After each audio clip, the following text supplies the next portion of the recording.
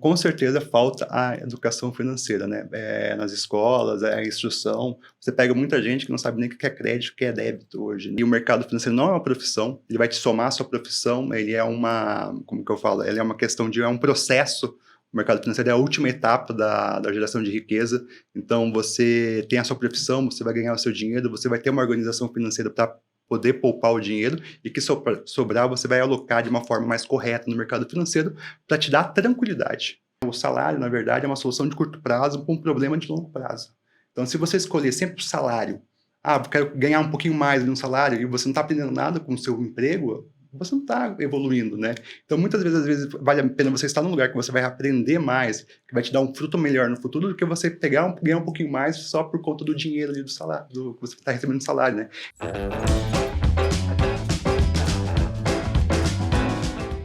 Café Brothers, episódio 75. Seja muito bem-vindo, Alex Meloto. Obrigado, Xandó. Satisfação ter você na mesa aí com a gente. Osmar Neto, muito Salve, boa noite. rapaziada. Obrigado aí. Mais uma vez, né? Bom dia, não sei, né, quem vai escutar aí, né? Depende do país, né? E ele tá de novo com a gente aqui, cara. O Rafael, o nosso querido Menotinho, né, cara? Tá aí achei que eu ia escapar do Menotinho do Não tem jeito. Boa noite. Cara, e não tem jeito, velho. Depois o pessoal vai te achar na rua e falar, pô, pior que você parece o Menotinho mesmo, hein, cara? Quer ver quando eles veem eu cantando aí? Você viu, cara? Verdade, cara. Inclusive, eu até falei pro Netão que tinha um cara famoso cantando lá na igreja domingo. Ele falou, é verdade, cara. Netão, fala aí dos nossos patrocinadores aí, Netão. Rapaz, os patrocinadores só aumentam, hein, cara? Só aumenta. Vai ter que fazer um episódio só de patrocinador aqui, hein? 454, Marketing Digital. Fundação MS. Central Serviços. É nóis. Rocket Stocks. Ó, você viu, cara? Eforte. Celerium Telecomunicações. E Gold Cereais. Esqueci alguma, moçada? Não, tá de boa, cara. Então, fechou. Quero mandar um abraço Fechou a tela. o café a gente sempre gosta de gente que empreende, né, cara? Essa semana eu estive no Shopping Avenida Center e fui muito bem atendido lá, cara. Quero mandar um abraço pro cara da THX. O cara mandou brasa lá, mano. O cara é uma marca do Mato Grosso do Sul, cara, que eu nunca vi. E o cara, ele desenvolveu o design, cara. É muito legal você ver alguém crescendo no Mato Grosso do Sul, desenvolvendo, empreendendo. Eu acho muito bacana isso, cara. E o café, ele tem essa veia do empreendedorismo, né, cara? Um abraço pra você aí, valeu? Galera, hoje a gente tá aqui também com as nossas associações que a gente apoia, né? O Rafa vai falar, manda brasa aí, Rafa. Então vamos lá, pessoal. A gente está apoiando hoje a instituição Amar, né? O QR Code vai ficar ali em cima da cabeça do Xandó. E vamos tirar o escorpião do bolso, né? É isso aí, galera. Vamos apoiar essa associação aí que cuida das crianças autistas aqui na nossa cidade. Beleza? Galera, é o seguinte, no episódio 75 do Café Brothers, nós estamos aqui com o Bruno Sandri. Não tem mais rede social, Café? Cara. Não tem mais. Cara. Vamos lá, mete ficha aí, Alex, aí. Fala das nossas redes sociais aí. O cara que entende das redes sociais, né, cara? Expert. Tanto é que eu fui batizado aqui de indigente digital. Sou um indigente digital, mas para quem não é, para quem sabe mexer nessas coisas, o Café tá no Instagram, Isso aí. no Facebook, Isso aí. no TikTok. Você tá indo pro TikTok também Xandó? tem. Estão viralizados lá no TikTok. Isso aí. Lá. Então nós estamos aí nas YouTube, maiores né? e melhores redes sociais e no YouTube, né, o grande canal. E detalhe, galera, se você tem tempo, ou melhor, não tem tempo para ouvir o podcast no YouTube, ouça ele no Spotify. Você vai na academia, ouve, você vai fazer uma caminhada, você ouve, você aproveita fazer uma coisa que você gosta e você alia algum conhecimento igual o Café Brothers proporciona. Eu tenho certeza que o Café vai ter LinkedIn muito em breve. É. Até o Álvaro Lanza tem LinkedIn, gente.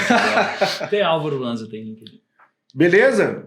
Vou voltar aqui agora, galera. Agora volta pro roteiro normal. Segue o script. Galera, no episódio 75 do Café Brothers, nós estamos aqui com o Bruno Sandri, nosso convidado de hoje. Ele é advogado por formação, né? Acadêmica na Uniderp, turma de 2011. Ele atuou na área, né? Como 8 anos na área da advocacia. Em 2017, ele virou o jogo, né? Vamos dizer assim, e começou a atuar como analista financeiro. Ele é casado há 10 anos com a Aline, pai do Benício, da Rafaela, e tem um bebê encomendado aí, cara, que ele não sabe ainda como que vai ser, se vai ser menino ou menina. Mas que Deus abençoe e venha com muita saúde. Amém. Amém. Amém. Seja muito bem-vindo no Café Brothers. Valeu, obrigado pelo convite, né?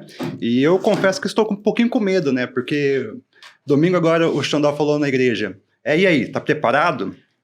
Daí não bastasse isso, o José me mandou mensagem também. E aí, preparado? Então eu já comecei a ficar com receio, né? E só lembrando que o Xandó me chamou um tempo atrás para participar do Café Brothers, eu acho que, quanto tempo? Um ano atrás? Um ano atrás, por aí. E eu não vi a mensagem, fui ver depois de muito tempo e deixei ele no vácuo. Verdade. Então, agora eu tô com medo dele ser um pouquinho mais vingativo aí, né? Não, Então... mano, fica de boa, cara. Aqui Mas- você tá em casa aqui. Bruno, é o seguinte, cara. A gente sempre starta o nosso bate-papo, né, cara? Perguntando, assim, como é que você veio parar em Maracaju, né, cara? Porque é uma cidade do interior e tal. Conta aí um pouquinho aí como que você veio parar aqui na cidade aqui. Tá. Então, deixa eu ver. Tudo começou, assim, numa bela tarde aí que eu fui abrir meu Orkut, tinha uma loira me adicionando lá no Orkut. Caramba, o Orkut, mano. O cara é da antiga, hein, Isso há velho? muito tempo. Tem sim. Daí você vê uma loira me adicionando no Orkut. Falei, vou ter que puxar assunto com ela também, né? Então, essa loira veio a ser minha esposa, né? Caramba. Então, e ela é daqui da Maracaju. Então, a história começa aí, né? Então, Maracaju começa a entrar na minha vida a partir do momento que ela me adicionou no Orkut e a gente depois começou a namorar.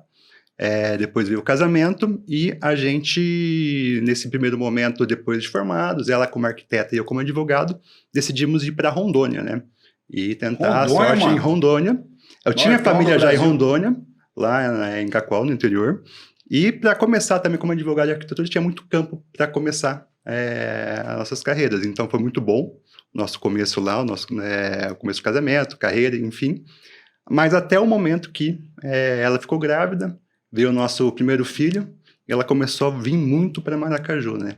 Começou a vir ficar perto da família, perto da mãe, dos irmãos, dos Viagemzinha tios. rápida, né? E ainda Bom tem de isso, né? voo, que é Rondônia. Rondônia Cacoal. tinha uma linha, Voo direto, um rapidinho. voo direto, tranquilo, né? Sempre tinha um perrengue para ir, para voltar, louco. e sempre um Caralho. precinho camarada de passagem, né? Então cada Quantos km de distância, Maracaju? dá em Cacoal? torno de 1.900. Nossa. Mas assim, não tem. Eu tinha aeroporto em Cacoal, graças a Deus, né? Mas facilitava mais uma passagem de Cacoal a Campo Grande, 2.500, 3.000 reais. Uma perna, muitas vezes. E de volta. Então, você acaba sendo quase uma passagem para o exterior. Eu falei, não. E também nasceu o desejo dela de estar morando em Maracaju, né? Mais perto da família. E também essa questão dos filhos crescerem numa cidade mais tranquila, uma cidade Lá é maior que aqui? maior. É um pouco maior do que aqui, acho que é o dobro praticamente. E como lá não tem muita cidade perto, né, também, então ela acabou bem se desenvolvendo bem. Uma cidade que tinha tudo, mas também longe de tudo, né? Eu até brinco. Esse Né? eu não tinha escutado aí, né, cara? Tinha tudo, mas longe de tudo. Quase uma ilha. Eu até brinco, né? Quando a gente tá no sul, a gente vê Curitiba, 300 km, Porto Alegre, 600 km, e lá em Cacoal é o seguinte, era 1.000 km para chegar em Cuiabá, 500 para chegar na capital, era o único destino que você tinha. Então você tinha, ou você andava 1.000 para chegar numa cidade, uma cidade maior, ou voltava uns 600 km para chegar até a capital. Então isso começa a dificultar um pouco, né? Então daí em 2018, já com o nosso primeiro filho, a gente decidiu vir para Maracaju. Mas eu até brinco, coloquei uma condição, falei, a gente tinha acabado de construir uma casa, falei, tem que vender a casa. A casa não ia ser fácil vender lá, pela casa que a gente tinha construído, padrão de casa, uma casa maior para a cidade, assim, ia ser difícil arrumar um comprador, né? Deu 20 dias, a gente vendeu a casa. Caramba, Era pra vir. Agora eu vou. Pensou, né? Eu coloquei um obstáculo. Eu acho que essa mulher dele Imagina. tem muita fé, né, cara? Foi muita oração. Então, assim, eu falo que quando é para ser, o caminho é tranquilo, né? O coração vai na frente, mas assim, o caminho é preparado para ter essa mudança. Então, foi tudo muito tranquilo, essa mudança. Pô, legal, bacana isso aí que você falou. Quando é pra ser, o caminho é tranquilo, cara. Tem alguém que prepara, né? Alguém lá em vai, cima, né? vai preparando o caminho. Então, daí a gente voltou para Maracaju, ela voltou para Maracaju e começamos a nossa história aqui em Maracaju, né? Que ano que foi isso? 2018. 2018. 19 é a pandemia, né? 2020. 2020, final de 19 para isso. Pô, cara, então você chegou a Maracaju um ano e meio depois, pandemia, cara. Isso. Exato. Caramba, mano. Mas assim, é engraçado, né? Porque a pandemia em Maracaju parece que a gente não teve o mesmo impacto que teve em outras cidades, né? E sim, especificamente, tirando tudo de ruim da pandemia que traz, assim, também para Maracaju, e principalmente para quem empreende na forma online, digital, acabou dando uma acelerada boa, né? Então, como nesse período estava tendo uma transição da carreira de advogado para a carreira do mercado financeiro, em 2019, por exemplo, eu tive que ir mais ou menos umas 20 a 22 vezes para São Paulo e Rio de Janeiro para fazer reunião, fazer encontro. Alguns gestores me ligavam, eles falavam, tem uma reunião amanhã, você consegue vir? Eu tinha que ir, entendeu? De carro, avião? Não, avião sempre na correria e às vezes tinha encontros lá.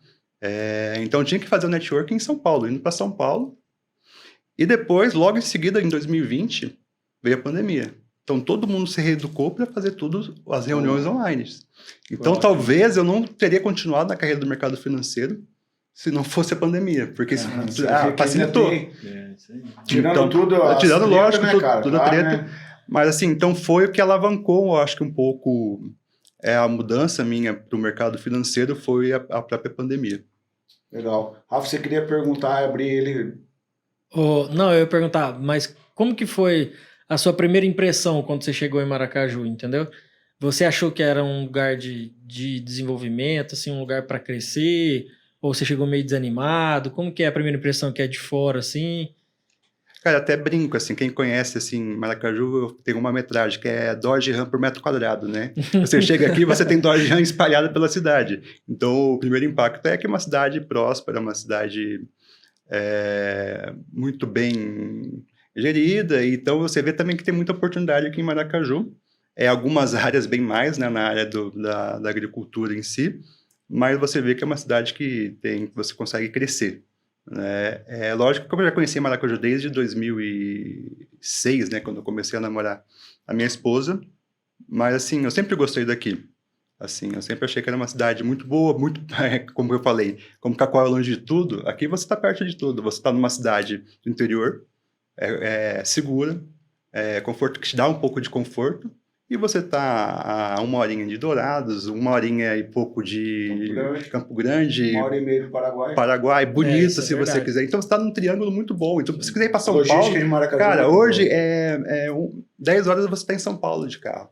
Você entra, você consegue 6, 7 horas, você está no Paraná, assim, cara, olha só que interessante a visão de alguém que é de fora, né, e vem para Maracaju, porque às vezes você escuta muito maracajuense assim, né, às vezes que saiu de Maracaju, às vezes foi para estudar e nunca mais voltou, né, eu já escutei algumas pessoas falando assim, né, Deus me livre voltar para Maracaju, eu falo isso mesmo, Deus não volta não, né, fica por aí mesmo, porque ninguém sabe, né, mas, cara, Maracaju é bom demais, né, muito bom para quem tem vontade e quer trabalhar aqui, eu acredito que é o lugar da oportunidade, né? O Bruno, cara, vamos começar a entrar no assunto do mercado financeiro, porque eu acredito que para todos nós, para quem está nos assistindo, isso tem muito, vamos dizer assim, muita dúvida. Tabu? Muito tabu e muita treta também, né, cara? Tem, né, cara? Cara, assim... Do teu jeitão simples, cara, para quem não entende nada de mercado financeiro, o que é o mercado financeiro? O nome já é bem didático, né? O mercado financeiro é o lugar de negociação de ativos financeiros. Tem alguém que manda no mercado, ele tem um dono, ele tem alguém que inflaciona, alguém que não inflaciona. Como que funciona isso? Porque, tipo assim, quando fala o mercado financeiro, parece que tem alguém que controla o mercado financeiro, né? Uhum. Não, na verdade, o mercado financeiro como eu falei, é o local de negociação, onde você tem alguns instrumentos que você vai ser negociado ali dentro, né? Tudo você consegue transformar num instrumento financeiro. E para dar liquidez a esse tipo de ativo financeiro que a gente tem um lugar para negociar eles. Então, o mercado financeiro é o lugar que a gente vai negociar esses ativos financeiros, que vai ter sempre um comprador e um vendedor, e um intermediador que vai te dar a segurança dessa negociação, né? Simplificando para a nossa região, que então quer mais do agro, seria um lugar tipo de um leilão de gado, onde tem gente que compra gado e vende gado. Não, pode ser feita essa analogia, perfeito.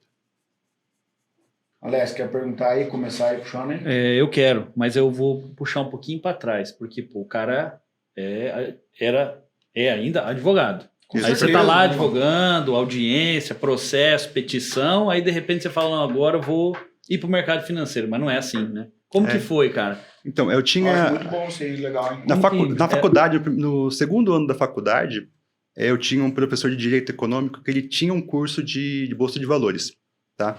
E ele falou bem assim, quem fizer meu curso aos fins de semana, eu vou dar pontuação. A matéria dele era muito chata. Falei, cara, eu vou fazer esse curso, porque daí eu já pulo um pouquinho, não preciso estudar.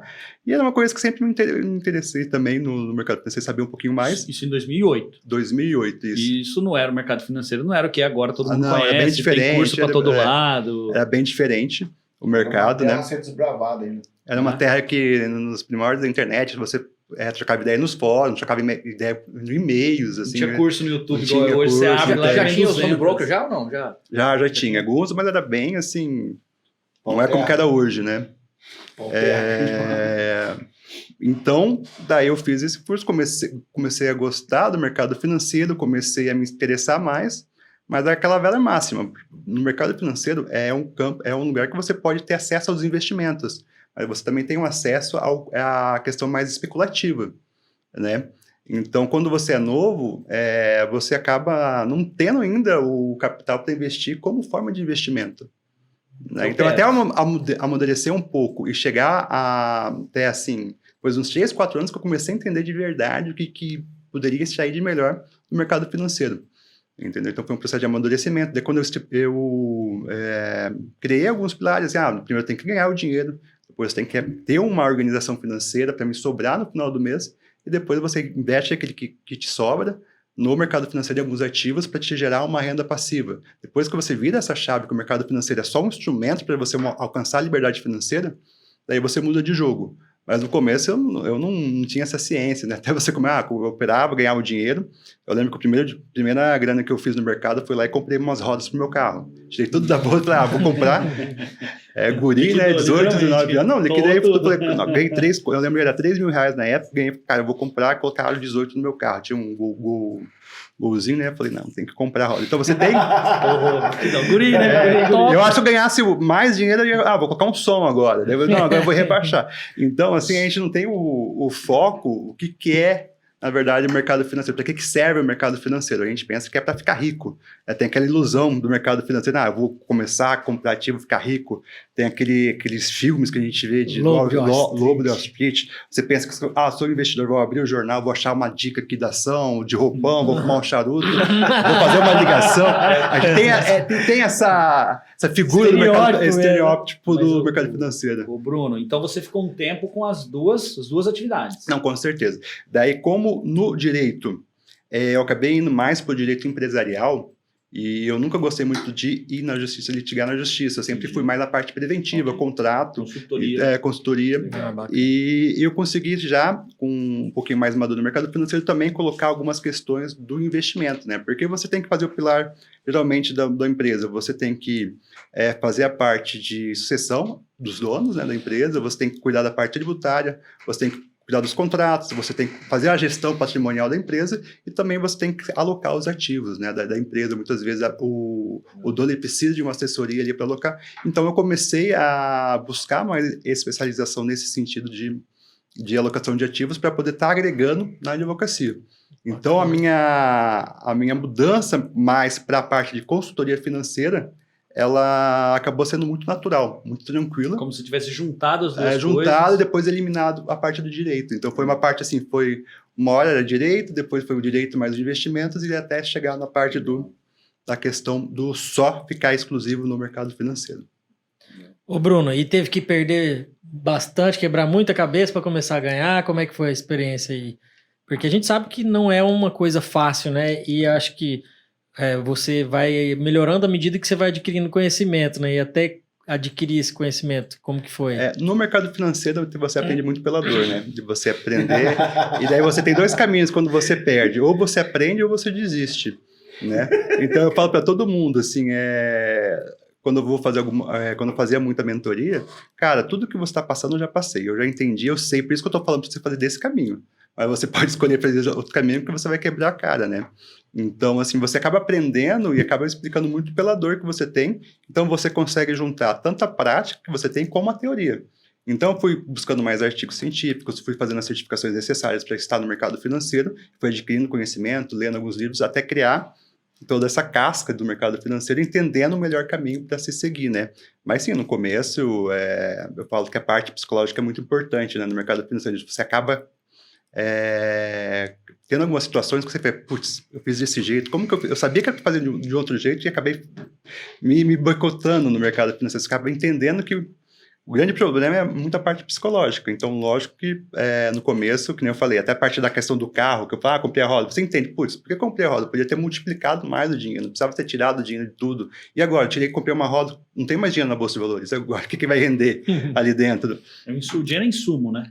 Dinheiro é um insumo, no mercado financeiro é insumo, como semente e adubo é na roça, né? Com você precisa dele para fazer ele Com mesmo. certeza, o dinheiro. Você não fica rico sem dinheiro na Bolsa de Valores, você precisa ter dinheiro. Bruno, qual foi a maior grana que você já perdeu, cara?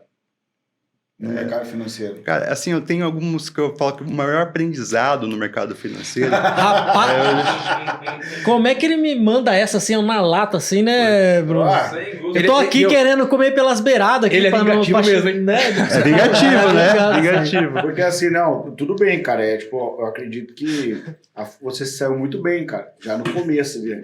O maior aprendizado que eu tive, né, cara? Porque eu falo assim, que às vezes a perda financeira, de uma certa medida, acontece no mercado financeiro. Faz parte. É o risco. Mas você tem algumas perdas que são mais doídas ali, porque você está um pouquinho mais alavancado, você está com um capital um pouquinho maior do que você deveria para aquele momento da sua vida, entendeu? Eu lembro o GX do Eike Batista em 2013, que eu lembro que foi muito assim... foi um episódio bem bacana na parte de aprendizado, porque a ação tinha caído uns 70% já. Aí você está naquela, a ação não vai mais cair. Então tinha um pouquinho aqui, agora acho que eu vou colocar uns 30%, 40% do capital que eu tinha na época nessa ação. Vou encher a mão. Eu vou encher a mão, porque ela caiu, não vai cair mais 70%. Daí você aprende que uma ação que caiu 70%, ela pode cair mais 70% depois. E depois ela pode cair mais 70% no outro dia. E ela pode continuar caindo 70%. Não é porque ela caiu que é o fim, né? Porque na internet a gente tem muitas frases prontas, assim, falando, todo mundo coloca... você tem que comprar ao som dos canhões e vender ao som dos violinos. Muito fácil essas frases bonitas, né? Você compra quando tem sangue nas ruas, né? Daí você escuta essas frases bonitas. Não, agora eu sou um operador de sucesso na Bolsa de Valores, caiu essa ação aqui, eu vou comprar. Então, assim, eu lembro muito bem, daí eu até assinava Empíricos na época e tinha muitos relatórios falando que era o sucesso e tal. E não é culpa deles. Os relatórios de mercado de análise é para ser objetivo. Você entende o risco e faz sua escolha. Ninguém fala para você comprar 30%, 40% do seu capital numa ação, colocar. Você coloca 2%, 3%, mas como você está ali naquela expectativa toda de poder reverter, acho que foi um grande aprendizado para mim. Aí você falou, chegou no fundo e encheu a mão. Enchi a mão, daí comprei mais um pouco depois, daí e também aquela ancoragem, agora não vou vender, vou deixar lá aquele dinheiro, e você vai deixando, vai olhando, vai vendo aquela ação na sua carteira, ali, só para te mostrar o erro, né, você vai vendo, então acho que foi bem, bem marcante isso para mim. Isso. Eu falei assim, a frase que mais combina com isso aí, nunca pega uma faca caindo, né? Exatamente, essa é uma boa frase. Olha, que interessante essa frase. Não, eu ia dizer outra. Então, você desenterrou essa. Quando ele abre a boca... Eu já passei por isso, eu comprei uma vez uma CVC da vida lá, me ferrei também. CVC, mano. Eu tenho um amigo que fala assim, na prática a teoria é outra. Para mim isso desenha o mercado financeiro, porque cara, é curso para todo lado, todo mundo te ensina tudo. É verdade. Mas o mercado financeiro, vou fazer 2 comentários rapidão. Primeiro é que o mercado financeiro trabalha com um ponto muito delicado nosso, que é a riqueza, né? Então, por um lado ele te vende o sonho de ficar rico, e muitas pessoas entraram, eu acho, assim. E o outro que eu percebi é que é o seguinte, nenhuma outra atividade comercial é mais cruel do que o mercado financeiro. Se eu compro um terreno do Rafa e eu não consigo pagar no dia, eu vou lá, o Rafa, o mercado financeiro é a tua ordem, a tua, e a do BTG Pactual, da tesouraria de qualquer banco é igual, vale a mesma coisa. E não interessa se você deixou de comprar um remédio para tua família para pôr lá na alavanca. Quando você tá... O mercado vai te tomar, não interessa legal, quem é você. Então é muito... O mercado ele sempre tem um trajeto que vai te doer mais, ele sempre escolhe o caminho que vai te lesionar mais, que vai te trazer mais dor. Então você tem que estar muito assim, cruel, cara. Você tem que estar muito certo do que você está fazendo, tem um objetivo muito claro do que você está fazendo, senão você vai ficar pelo caminho. E na frente do home broker, ele fica te desperto o que você tem de pior, que é ganância, cara. Você acha que você pode ganhar 1000% no dia ali, Né? E aí você começa a não ter psicológico para aguentar aquilo ali, né? Para trabalhar com aquilo ali. Eu ia perguntar para o Bruno, justo eu contextualizei para fazer essa pergunta, juntar com a tua, Neto. Você passou por isso. Porque o mais importante em tudo na vida não é o quanto você apanha, é como você reage a ela, né? O Rock Balboa diz que é o quanto você aguenta apanhar. Mas como que você reagiu quando você tomou aquela porrada mesmo? Você falou, cara, isso não é para mim? Ou você falou, e aí? Porque se você tá aqui, eu já sei o que você concluiu. Mas como que foi essa passagem das suas primeiras... Você tenta, no mercado financeiro, te dar um leque de opções que você pode ter qualquer tipo de operador, né? Você tem day trade, swing trade, você pode ter uma operação mais técnica no gráfico, você pode ir para os fundamentos, mais de longo prazo.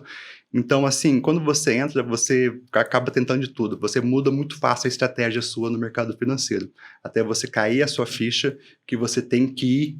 Mesmo que o mercado financeiro não é uma profissão, ele vai te somar a sua profissão, ele é como que eu falo, ele é uma questão é um processo. O mercado financeiro é a última etapa da geração de riqueza. Então, você tem a sua profissão, você vai ganhar o seu dinheiro, você vai ter uma organização financeira para poder poupar o dinheiro e que sobrar você vai alocar de uma forma mais correta no mercado financeiro para te dar tranquilidade. Tá? Então, assim, e muita gente busca aquela euforia no mercado financeiro, busca golpe de sorte, oportunidade para tentar operar e não sabe muito bem o que está fazendo, atrás daquela dica de qual que é a melhor ação para comprar no momento. Então, o que eu aprendi muito assim, no mercado financeiro foi isso, e também muito da questão da saúde, né? Porque hoje eu prezo muito pela saúde. Quando eu estava mais assim, quando eu tive essa mudança de ir para aqui para Maracaju, eu fiquei num hiato de tempo ali que eu tinha acabado de vender minha casa, estava confortável de grana, mas também estava começando a consultoria, estava decolando e eu estava com um pouquinho mais de tempo, né? Então eu chegava a fazer mais operações durante o dia ou swing trade. Então você vê que aquilo te traz um peso psicológico muito grande, um peso emocional muito grande, né? Você te traz ansiedade, te traz assim, porque você está mexendo com dinheiro. Frustração. Frustração. Então você tem, e o mercado financeiro é terrível, ele te dá muito, você está muito bem, quando você tem aquela, agora eu aprendi a fazer isso, ele vai te lá e te puxa o tapete, né? Então, o mercado financeiro tem isso, né? Então tem que tomar cuidado, pelo menos para quem está começando, sempre e tranquilo, não cair nessa ganância no mercado financeiro. O Bruno, você falou que a questão do mercado financeiro é o último processo, né? Para quem quer a liberdade financeira. Isso, correto. Mas eu quero voltar no começo. E assim, o começo, na verdade, o brasileiro é muito falho. O que é, na verdade, a educação financeira? Uhum. Né? O que você acha a respeito disso aí? Com certeza. Hoje, pegar os índices de pessoas que estão com dívida, né, é enorme. Né? 68%. 68%. Então, eu achava que era até mais. Eu acho que 68% dos brasileiros estão endividados. E 30 e poucos está com o nome sujo.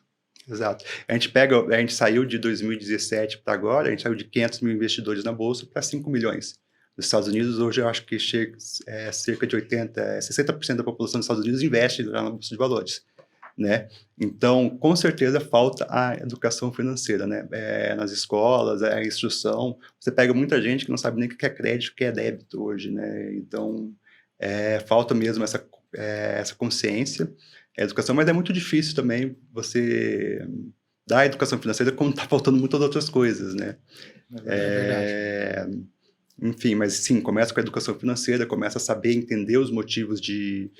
Conta básica, você tem que saber fazer um balanço de patrimônio da sua vida. O que eu tenho de ativo, o que eu tenho de passivo, qual que é a minha renda, o que eu posso gastar. Sim, isso é o básico que você tem que ter para começar a investir. E é o que falta para muita gente aqui no Brasil. Tem muito cara adulto aí que pensa igual o Bruno jovem lá que comprou as rodas, entendeu? O cara trabalha, ganha o dinheiro e vive, gasta, né? Não tem um planejamento, nem que seja mínimo de poupar alguma coisa, ou de reinvestir, né? Ou de... Por exemplo, eu vejo muita gente presa, às vezes, ela tem um trabalho, vamos dizer assim, né? Eu não sei, às vezes falta vontade de crescer, assim, também, né? Mas eu falo assim, às vezes o cara tem um trabalho, ele pode muito bem... sei lá, tirar um tempo e ter alguma coisa secundária, né? Para quem é mais empreendedor, geralmente começa desse jeito, né? Você tem um trabalho, mas aí você começa, vou começar a fazer um rolinho por fora, comprar um negócio, vender, sabe? Eu falo... Vou fazer um podcast? Fazer um podcast. E começar a mexer com construção, sei lá, sabe? Eu vejo bastante, quando o cara é mais empreendedor, eu tenho mesmo, por exemplo, na empresa lá eu tenho um funcionário meu que veio trocar ideia comigo, falou, cara, tô querendo começar a construir, o que você acha? Falei, bicho, chega o pau, pode. Mete marcha. Você tem muito tempo sobrando, né? Fora as 8 horas aqui. Se é uma época da sua vida que você pode se dedicar a trabalhar mais do que as 8 horas lá, você tem tempo na hora do almoço, para dar uma passada, dar uma olhada na obra, né? Fazer umas contratações boas, vai se aventurar nisso daí, é uma coisa que tem uma margem boa. Então o cara faz uma renda extra, daqui a pouco ele começa a crescer. Então, assim, eu falo, a gente tem essa cultura mais às vezes fica focado numa coisa só, né? E acaba não expandindo, né? Poderia fazer várias coisas, né? E o que eu acho interessante no mercado financeiro é que você tem um leque infinito para investir ali, né? Eu quero pegar um pouco o gancho do que o Bruno falou, cara, tipo assim, é um pouco cultural, né, cara, do país, né, cara? Tipo assim, como que você vai ter educação financeira, né, cara? Que você pega nas grandes capitais, por exemplo, que o Rio de Janeiro tem saneamento básico, mano. Entendeu? Aí, tipo assim, e aí você pega, às vezes, cara, a galera preocupada mais com ideologia de gênero, mano. Que é uma coisa que não tem nada a ver, velho. Nada a ver, vai contra a natureza humana. Entendeu? E aí coloca isso como prioridade para ser votado, para virar lei, para não sei o quê. E o que acontece? Até um amigo meu que é parceiro de trabalho, ele falou assim, ó, os burros vão dominar o mundo, mano. Não é porque... é pela quantidade, cara. Aí eu falei, não, calma, porque ele tava muito puto, cara. Porque o que acontece? Não é que as pessoas não queiram despertar para uma nova oportunidade. Eu acredito que é muito cultural, cara. É o mal, né, do dinheiro, né? Já começa desde criança a entender que o rico, ele é o vilão. O trabalhador, ele é o sofrível, ele sofre demais, a mão do vilão, o dinheiro é a raiz de todo mal, né? Quantas vezes a gente escutou em casa que o dinheiro é a raiz de todo mal? E eu tenho enfrentado isso assim, ô Bruno, no dia a dia no agro, cara. Por exemplo, eu dou treinamento para produtor rural e pro operador, cara. Que tipo assim, como é que você vai trabalhar com esses dois mundos, cara? E eu não posso jogar o produtor rural contra o colaborador, nem o colaborador contra, sendo que eu sei que eles se casam como uma engrenagem, cara. Entendeu? O que eu penso comigo? Para você quebrar isso é muito cultural, cara. Dentro da Gabine, o que eu falo com o operador? Eu falo, cara, você sabia que essa máquina que você trabalha, ela vale mais de 4 milhões de reais? Você já parou para pensar que o proprietário, ele confia tanto no seu trabalho que ele entregou isso na tua mão? Fora o que ela produz durante o dia? Aí você tem o outro lado, que é o produtor rural, né? Aí você fala assim, produtor rural, você já pensou que atrás daquele volante tem alguém construindo o sonho da vida dele? Com aquela ferramenta que você entregou na mão, cara? Já pensou o peso que você tem, cara? Que você tá mudando a mentalidade, a história de um cara que saiu, que estava catando pedra na tua fazenda e você deu a oportunidade para ele mudar a história da família dele. Então, quando você faz essa conexão, essa mudança cultural, esses dois mundos, o cara começa a enxergar a riqueza de outro jeito. Pô, bom, então o cara não é tão mal como eu pensava, cara. Ele tá me dando uma oportunidade. Porque se você olhar, que a gente vem da década de 90 ali, assistindo a novela, aquilo foi incutido na gente. Entendeu? Que era muito cultural assistir novela, né, cara? A família se reunia em volta da televisão. Era louco isso há 20 mesmo. anos atrás, né? Cara, mano, quem que Como eu quebrou falei isso? pra Foi a minha esposa- internet, Bruno. Falei isso pra minha esposa no domingo, cara. Não sei se tocou alguma música de novela e tal. Era uma música de novela. Aí eu falei, pô, você lembra como que a gente usava? Eu não posso dizer gastar, porque cada um faz o que quiser com o tempo. Mas como era cultural assistir novela? Lá em casa não podia conversar na hora da novela. Deus Hoje eu me nem livre, sei mano, o que... cê é louco, Aliás, hoje não, há muito tempo eu não sei o que tá passando na TV.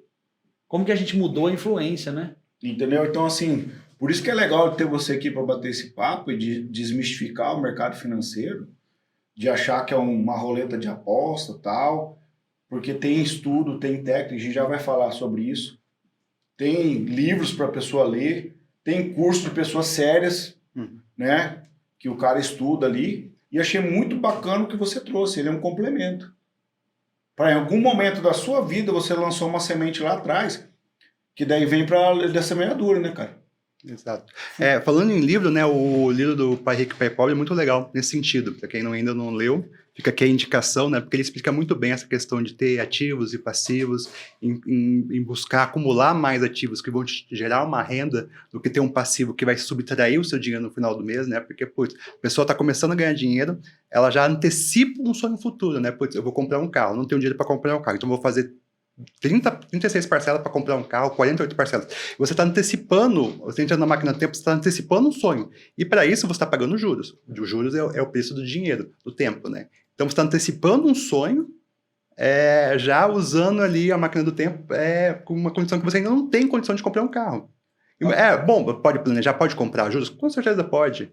Mas dentro de um planejamento adequado. Então, muitas vezes a gente... se você ganha 5 mil, você vai gastar 5 mil. Se você ganha 6 mil, você vai gastar 6 mil. Você fica naquela corrida dos ratos, né? Se ganhar um pouquinho mais, você vai gastar. Então, não, quando tiver 8 mil vai estar legal, porque eu vou conseguir comprar uma casinha, comprar um carro. Quando chegar a 8 mil, você fala, não, agora eu tenho que chegar a 12 mil, porque 8 mil já não vai ser suficiente. Então, muita gente vive sempre um passo à frente, deveria viver um passo atrás. Então, o livro traz muitos insights em relação a isso, é um livro muito fácil de ler, eu acho que quem quer começar nesse mundo, eu acho que o Pai Rico e Pai Pobre é um bom livro. Ele explica muito também a questão do trabalhador, né?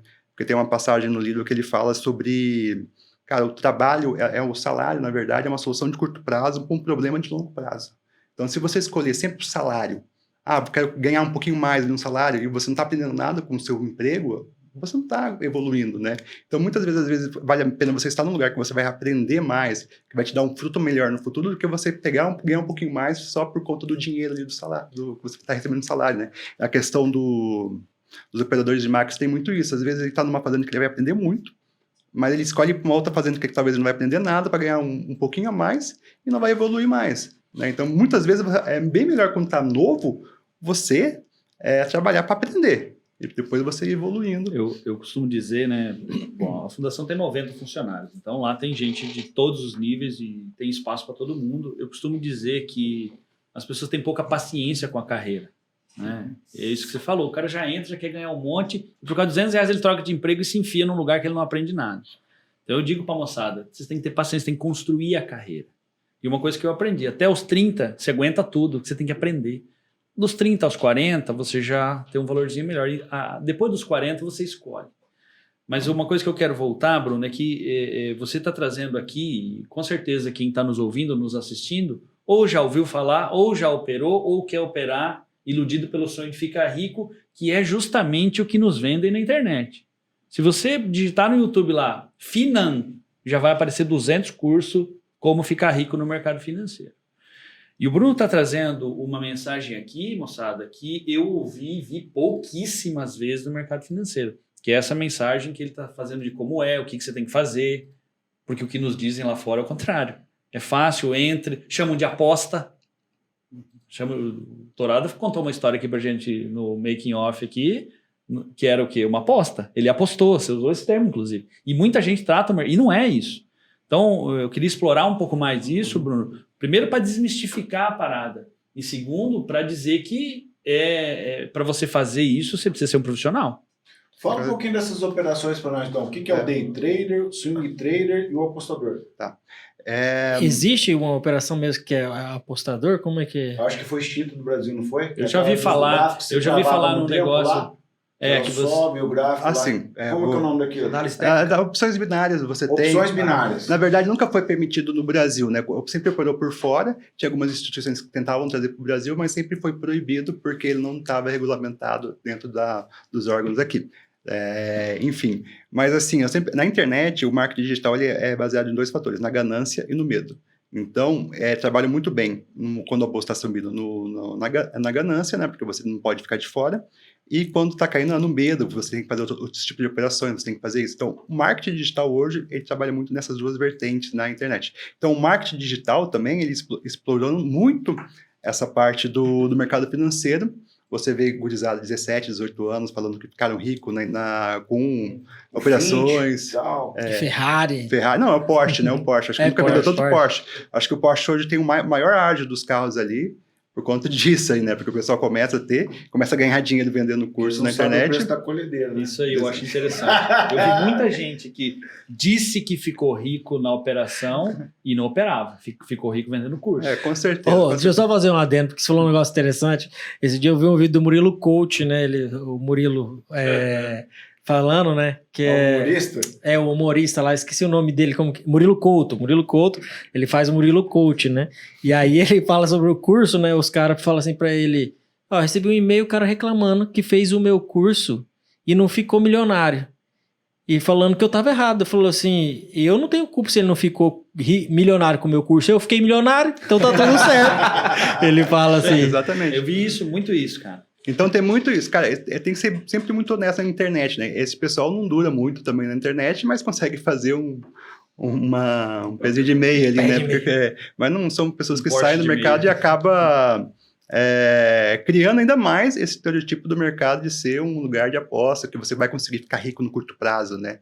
Criando questão, não, é uma profissão, você pode virar day trader. Eu sempre falo, day traders são operações que você faz ali no dia, você faz uma operação e você encerra no mesmo dia, né? Você usa o mercado financeiro meio que você consegue alavancar, então com 10 mil reais na conta, às vezes você consegue operar ali, ter uma mão de 500 mil reais, porque você consegue alavancar no day trade, você não precisa ter todo o dinheiro, você vai na alavancagem que a corretora te permite e acaba sendo a porta de entrada de muita gente no mercado financeiro, porque te chama atenção.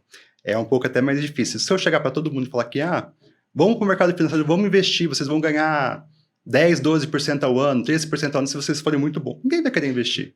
Então você tem que chegar, vamos ganhar 8% ao dia aí, gurizada. Todo mundo vai chamar atenção.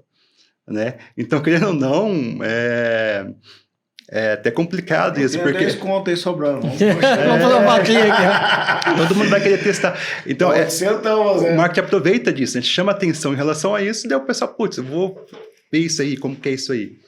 Né? E lógico que tem gente do day trade que faz dinheiro, faz grana, mas isso são atletas, são pessoas preparadas que demoraram 5, 6 anos operando, aprendendo, vieram talvez de uma tesouraria de um banco, sabe, entende muito bem como funciona o mercado, macro, basta só do mercado, você entendeu? Macro, análise e tal. Né? Concurso, tem muita gente que vai fazer um curso de final de semana. Sábado e domingo e eu já vou apresentar o setup vencedor, né? Que eu vou operar Eu fiz um bot. O robô. Cara, imagina, o cara vende o robô. Meu robô tá dando 10% ao dia. Cara, não conta pra ninguém, porra. Porque você vai contar pra todo mundo que tá dando. Pega o dinheiro com a agiota a 30% ao mês, que você vai ficar rico do mesmo jeito. Entendeu? Então é muito engraçado. E as pessoas ainda caem nesse tipo. Ou seja, a gente volta àquela máxima, o cara é pego na ganância. Pego na ganância. Ele já tem a ganância dentro dele, ele só maximizou. Mas esse esquema do day trade, ele é realmente ele é uma aposta, não é? Não é como se fosse... Cara, você tem um fundamento, porque você tem análise técnica, que você vê a movimentação dos gráficos, dos preços na tela, e você tem padrões que você consegue identificar que vai subir ou pode cair. São padrões que tem assertividade de 70%. Mas daí você adiciona o fator humano operando, uma pessoa operando. Dos dois lados. E você tem dos dois lados. Que é o você tem a parte psicológica. Vai mudar, e você ainda diminui assim. O cara vai pensar. E cada vez que você diminui, porque você pode operar num gráfico de 5 minutos, 10 minutos, 15 minutos, 30 minutos, 1 hora, 1 minuto. E cada vez que você diminui mais esse período de tempo, mais ruído você tem. Mais difícil você identificar o que é um padrão verdadeiro do que um padrão falso. Então as pessoas, elas vão operar no day trade, quando virar essa média aqui você compra, indicador, quando bater aqui você vende, como se fosse muito fácil. E você tem que ter toda uma bagagem por trás para tentar operar. Os bancos fazem operações de venda de dólar, de commodities, enfim, tem vários outros mercados que você consegue operar, né? E sim, é possível ter no day trade uma carreira promissora, mas vende como uma ilusão, como se fosse um curso de final de semana que eu falei. Geralmente coloca o cara numa sacada de um prédio de frente com o mar, né? As telas ali, né? Lamborghini, 20 telas. Na vela de 1 minuto poderia ser considerado então uma aposta? Não, eu acho que é muito difícil você conseguir algum padrão no minuto, né? Sabe o que... Tudo que você não visa não ter segurança não é investimento. E especulação não é errado você especular. Os especuladores dão liquidez ao mercado, são operadores, assim, tem muita gente séria no mercado. O que é errado, você vender uma ilusão, que aquilo ali é fácil para qualquer pessoa. O grande ponto é esse. Você aplicar, vender o curso, uma pessoa de 17, 18 anos vendendo um curso, ficou milionária na internet, que operou 3 meses, achou um padrão mágico no mercado, né? E vai te vender um curso ali para você também ficar rico, daí é um absurdo. Pô, né? Sabe É um absurdo. Agora que... você pega o pessoal mais antigo, um cara de 40, 50 anos, tem 30 anos de bolsa de valores. O Barça da vida, hein? O Barça ele é um investidor fundamentalista, né? Ele não opera gráfico, não opera nada. Mas você fala assim, um cara que viveu em tesouraria de banco, ele entende de dólar, entende de macroeconomia, você vai pegar algum curso com ele, vai ser difícil ele entregar todo o jogo para você, né? Não vai. Claro. Você vai pagar, mas... Sabe o que parece para mim, na verdade, quando eu escuto assim? Parece um jogo de pôquer. Existe uma técnica no jogo de pôquer. Existem jogadores profissionais de pôquer, né? Mas são tudo probabilidades no final das contas, né? Rafa, a probabilidade, ela pode acontecer. Normalmente, ela vai acontecer. E tem vezes que não vai acontecer. Mas o jogador de pôquer tem outro cara com a carta na mão. Você não sabe, é muito parecido. É isso mesmo. Todo mundo acha que é sorte. E, cara, eu tenho um amigo que ele foi jogador de pôquer profissional. Uma vez eu fui na casa dele, ele estava operando 27 meses. Jogando. 27 jogos de uma vez só. Já pensou você em 27 partidas de pôquer de uma vez só? Ele estava com 2 telas monstruosas na frente dele. Ele viveu de pôquer. Cara, ele começou a ficar doente, velho. Ele jogava 8 horas por dia, 10 horas por dia. Ele virou um jogador profissional. Aí ele falou, cara, você falou de saúde. Ele falou, vou morrer atrás dessa tela. Larga a mão. Então, a gente tá falando sobre especulação, sobre aposta e tudo mais. Mas tem um lado bom também do cara que é investidor sério. Ele tem todo um conhecimento para poder apostar em ações que ele acha que são vencedoras. Ou no longo prazo, não sei. Eu queria que o Bruno pudesse explanar a maneira que ele escolhe as ações que ele tem, que ele pode escolher. Ah, você quer que ele entregue o segredo dele aqui agora? Não é entregar o segredo, mas vai falar sobre análise fundamentalista, vai falar sobre resultados trimestrais, vai falar sobre governança. Isso aí é o tipo de coisa que às vezes a pessoa quer investir e ela não sabe. Eu falo que tem um caminho muito simples aí, né? Você trazer para a sua realidade economia real. As empresas que estão na Bolsa de Valores é a economia real. É a Magazine Luiza, Casas Bahia... Monster, Americana. Americana, vamos deixar quieta a parte americana. Eu achei que a Americana estava no fundo, outro dia não estava. Caiu mais. Achei que R$3 era o fundo, foi R$1,60. Então você vai criando alguns tipos de... para escolher. Você tem a análise técnica, que a gente falou até aqui, que você pode ser um bom analista técnico, que é até a análise mais antiga, que faz muito tempo que existe, assim, bem antes da análise fundamentalista. Depois veio a análise fundamentalista, que é o quê? É você analisar a empresa como ela é. Você vai ver balanço, você vai ver resultado, você vai ver como que está de caixa, como que está a saúde financeira, se está muito endividado, se não está.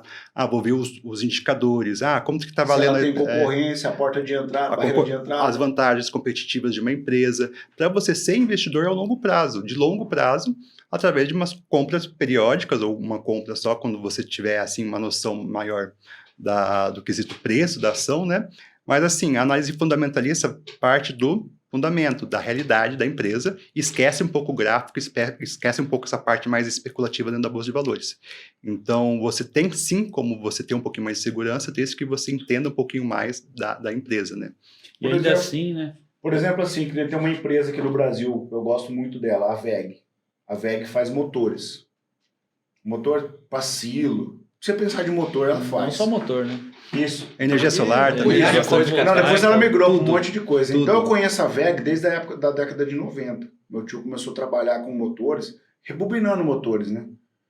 Daí um dia eu tô lá tal, vi que a WEG tinha no mercado financeiro. Eu falei, cara, uma empresa desse tamanho, tipo assim, o Rafael no dado, ele não vai criar uma empresa de fazer motores. Exige uma mega de uma estrutura. Uhum. Quem que é a concorrente dessa aqui? Dessa WEG? Não tem, mano. Então, não tem, ela opera no mundo inteiro, na América Latina ela domina.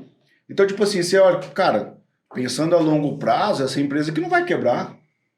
Você olha lá como que é, tem uma diretoria, tem um negócio todo certo, todo correto ali, entendeu? A não ser que os caras mascarou os dados, mas é muito difícil, mas né, cara? Tem muita pegadinha, Xandó. Outro dia eu tava olhando a SLC, né, que é muito famosa, e a SLC, planta 600 mil hectares, sei lá. E o ano passado ela fechou no prejuízo. porque ela comprou fazenda, então ela torrou caixa. Se você olhar o balanço da empresa, ela fechou É. com um caixa negativo. Os indicadores, você tem que entender a realidade da Isso empresa. aí, tem um monte de pegadinha porque os no meio. indicadores, na verdade, só vão identificar o desempenho dela recente. Mas para onde que ela vai, assim, você tem que entender muito da parte... você tem a parte quantitativa, que são os números, e a parte qualitativa da empresa. Né? Qualitativa, você vai cuidar da governança. Quem é o CEO da empresa? É o fundador? É uma família que está por trás? Então eu estou sendo sócio junto com uma família de 30, 40 anos que está na empresa. Qual que são a questão de quantas ações tem em negociação? Qual que foram os passos dela em questão do endividamento? Como que está a teleconferência da empresa? A cada 3 meses, ela faz uma conferência, te mostra o resultado, te explica todas as situações que está acontecendo. Você começa a entender um pouco mais sobre essa parte mais de qualidade. CLC, qual que é a concorrência? Não tem, porque você pega assim, compra a terra, tem que saber comprar bem a terra, tem que saber produzir ali, alavancar com a eficiência da CLC, pega como que ela está produzindo na terra que ela tem. Ela tem uma estrutura mais asset light, que ela tem a terra mais arrendada, como que é o maquinário, como que é o tipo de operação dela. Está arrendando maquinário. Então, isso é muito bom para a empresa, porque ela não precisa ficar comprando maquinário e começar a gastar. Então, isso aqui é uma vantagem boa. Qual que é a vantagem da CLC? É a eficiência que você tem ali, tudo de ponto, investe em tecnologia. Quanto que ela ganha está investindo em tecnologia para não ficar para trás? Então, você começa a estudar e, ela comprou uma fazenda na Bahia agora, recentemente, e pagou, você vê o preço que ela pagou. Ok, foi um bom preço que ela pagou no hectare, então você começa a entender um pouquinho mais. Você entender do negócio do cara. Entender o negócio. Olha Então, a diferença, né? que ela Quando você fechou traz para o negativo. agro, que é a nossa realidade, fica bem mais fácil de você entender, né? Se a empresa está indo bem E, ou assim, não, né? O que eu ia comentar é que não quer dizer que ela fechou. Se você olhar, quando ela soltou o balanço e teve negativo, as ações despencaram, tipo de 53 para 40 reais. Você tinha dúvida que ia voltar, mas o acionista amador falou: meu Deus, vai quebrar. Pô, a fazenda tem 600 mil hectares. Claro que não vai quebrar. Mas o mercado não soube ler o negócio. Aí o amador entrega para o profissional. Exatamente. E não, na verdade, não precisa nem ser profissional. O mercado financeiro ele é fantástico por conta disso, cara. Tem um zelador nos Estados Unidos, que ele foi zelador, foi manobrista, que ele morreu com 90 e poucos anos. E quando ele morreu, todo mundo ficou espantado que ele tinha 9 milhões de dólares na conta dele. Ele doou 4 milhões por uma instituição e depois repartiu para a família. E ele comprou as ações durante a vida. Era um zelador que conseguiu acumular uma riqueza. Então, assim, o mercado financeiro te coloca todo mundo no mesmo patamar. Em contrapartida, teve um fundo em 89 que tinha 2 Nobels de economia gerindo ele. E quebrou na crise de 89. Entendeu? Então, assim, o mercado financeiro é um lugar... Vamos falar do médico, do cirurgião. Ninguém vai operar o coração melhor que o médico, o cirurgião. O engenheiro. Não pode chegar um leigo e construir uma casa melhor que um engenheiro, projetar uma casa melhor que um engenheiro. Agora, o mercado financeiro te dá essa possibilidade de uma pessoa comum ter um desempenho melhor no longo prazo do que um expert. Você acredita que o cara... você deve ter visto muita gente entrar nessa euforia de mercado financeiro quando a Selic foi a 2,2%. Eu tinha eu ia falar aposentadoria dos meninos, não é o nome, previdência, e estava cobrando, porque a taxa de juros estava tão baixa, começou a descontar da conta dos caras, dos meninos. Quer dizer, a taxa de juros... Quando eu fui checar, que eu quase nunca olhava, eu entrei e falei, mas que tinha é isso, menos cara? dinheiro. Eu coloquei dinheiro para render e tava perdendo dinheiro. Então, teve uma euforia. Você mesmo falou o número de 500 mil para 5 milhões. Tá louco. Você viu algum amador que você pode se dizer que tem o dom e deslanchou nisso? Com sorte ou com dom? Eu tenho alguns clientes, quando eu prestava mentoria, que teve a consistência.